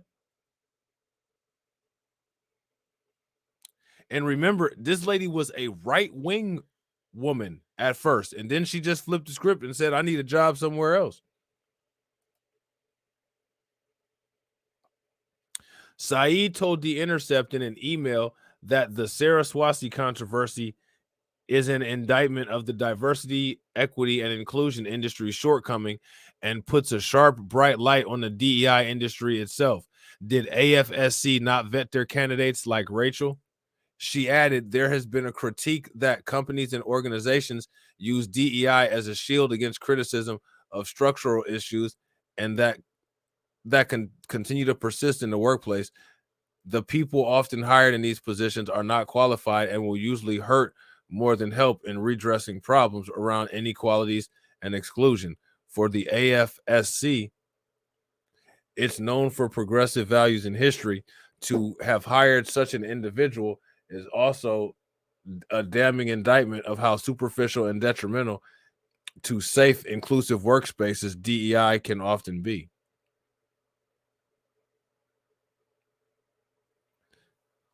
What do y'all think about that? What do you guys think about that? Why isn't this story national news? I mean, apparently, like, I guess this shit just happens so much anymore. Like, did y'all hear Gwen Stefani is identifying as a Japanese woman? I'm just Japanese now. Fuck what y'all talking about.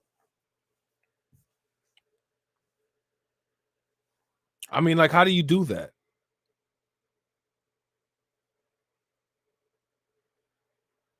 Get out of my way. I'm Japanese too. Like, what?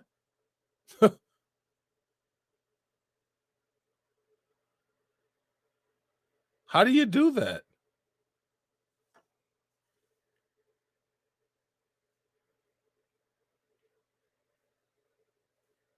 Yeah, she was Hindu for a while, wasn't she? She was dating an Indian, Indian guy though, wasn't she?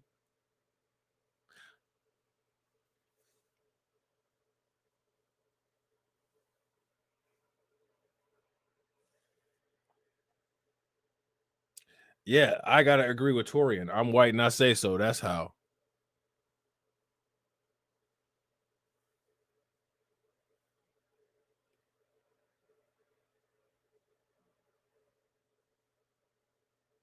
I mean, this is just wild. Now, here's the real question. What's the consequence going to be for her for this? Yeah, I think she was dating a dude in the band. What's the consequence going to be for old girl for this? She's still going to be wearing that burqa on her head. She has some serious issues that she needs to go see a psychiatrist about.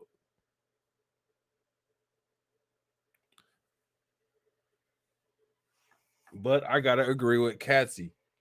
Nothing is going to happen to her.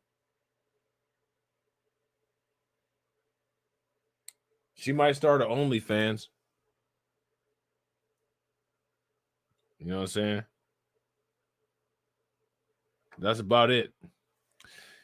You don't do anything from here except for go to OnlyFans. You know what I'm saying?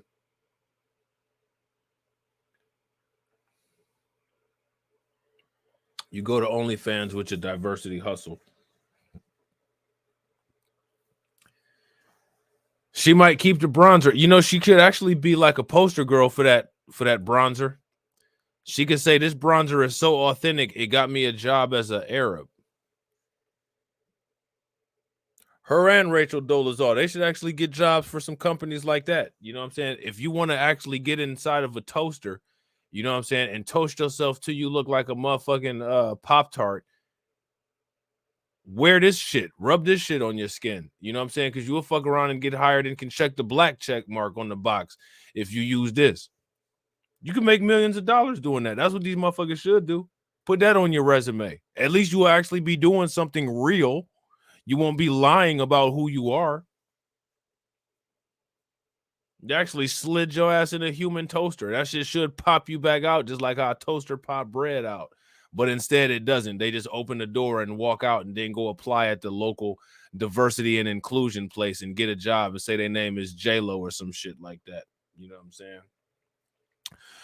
So, ladies and gentlemen, players and pimps, I hope you guys enjoyed this week's Blacklight Revelations news, reviews, and reactions.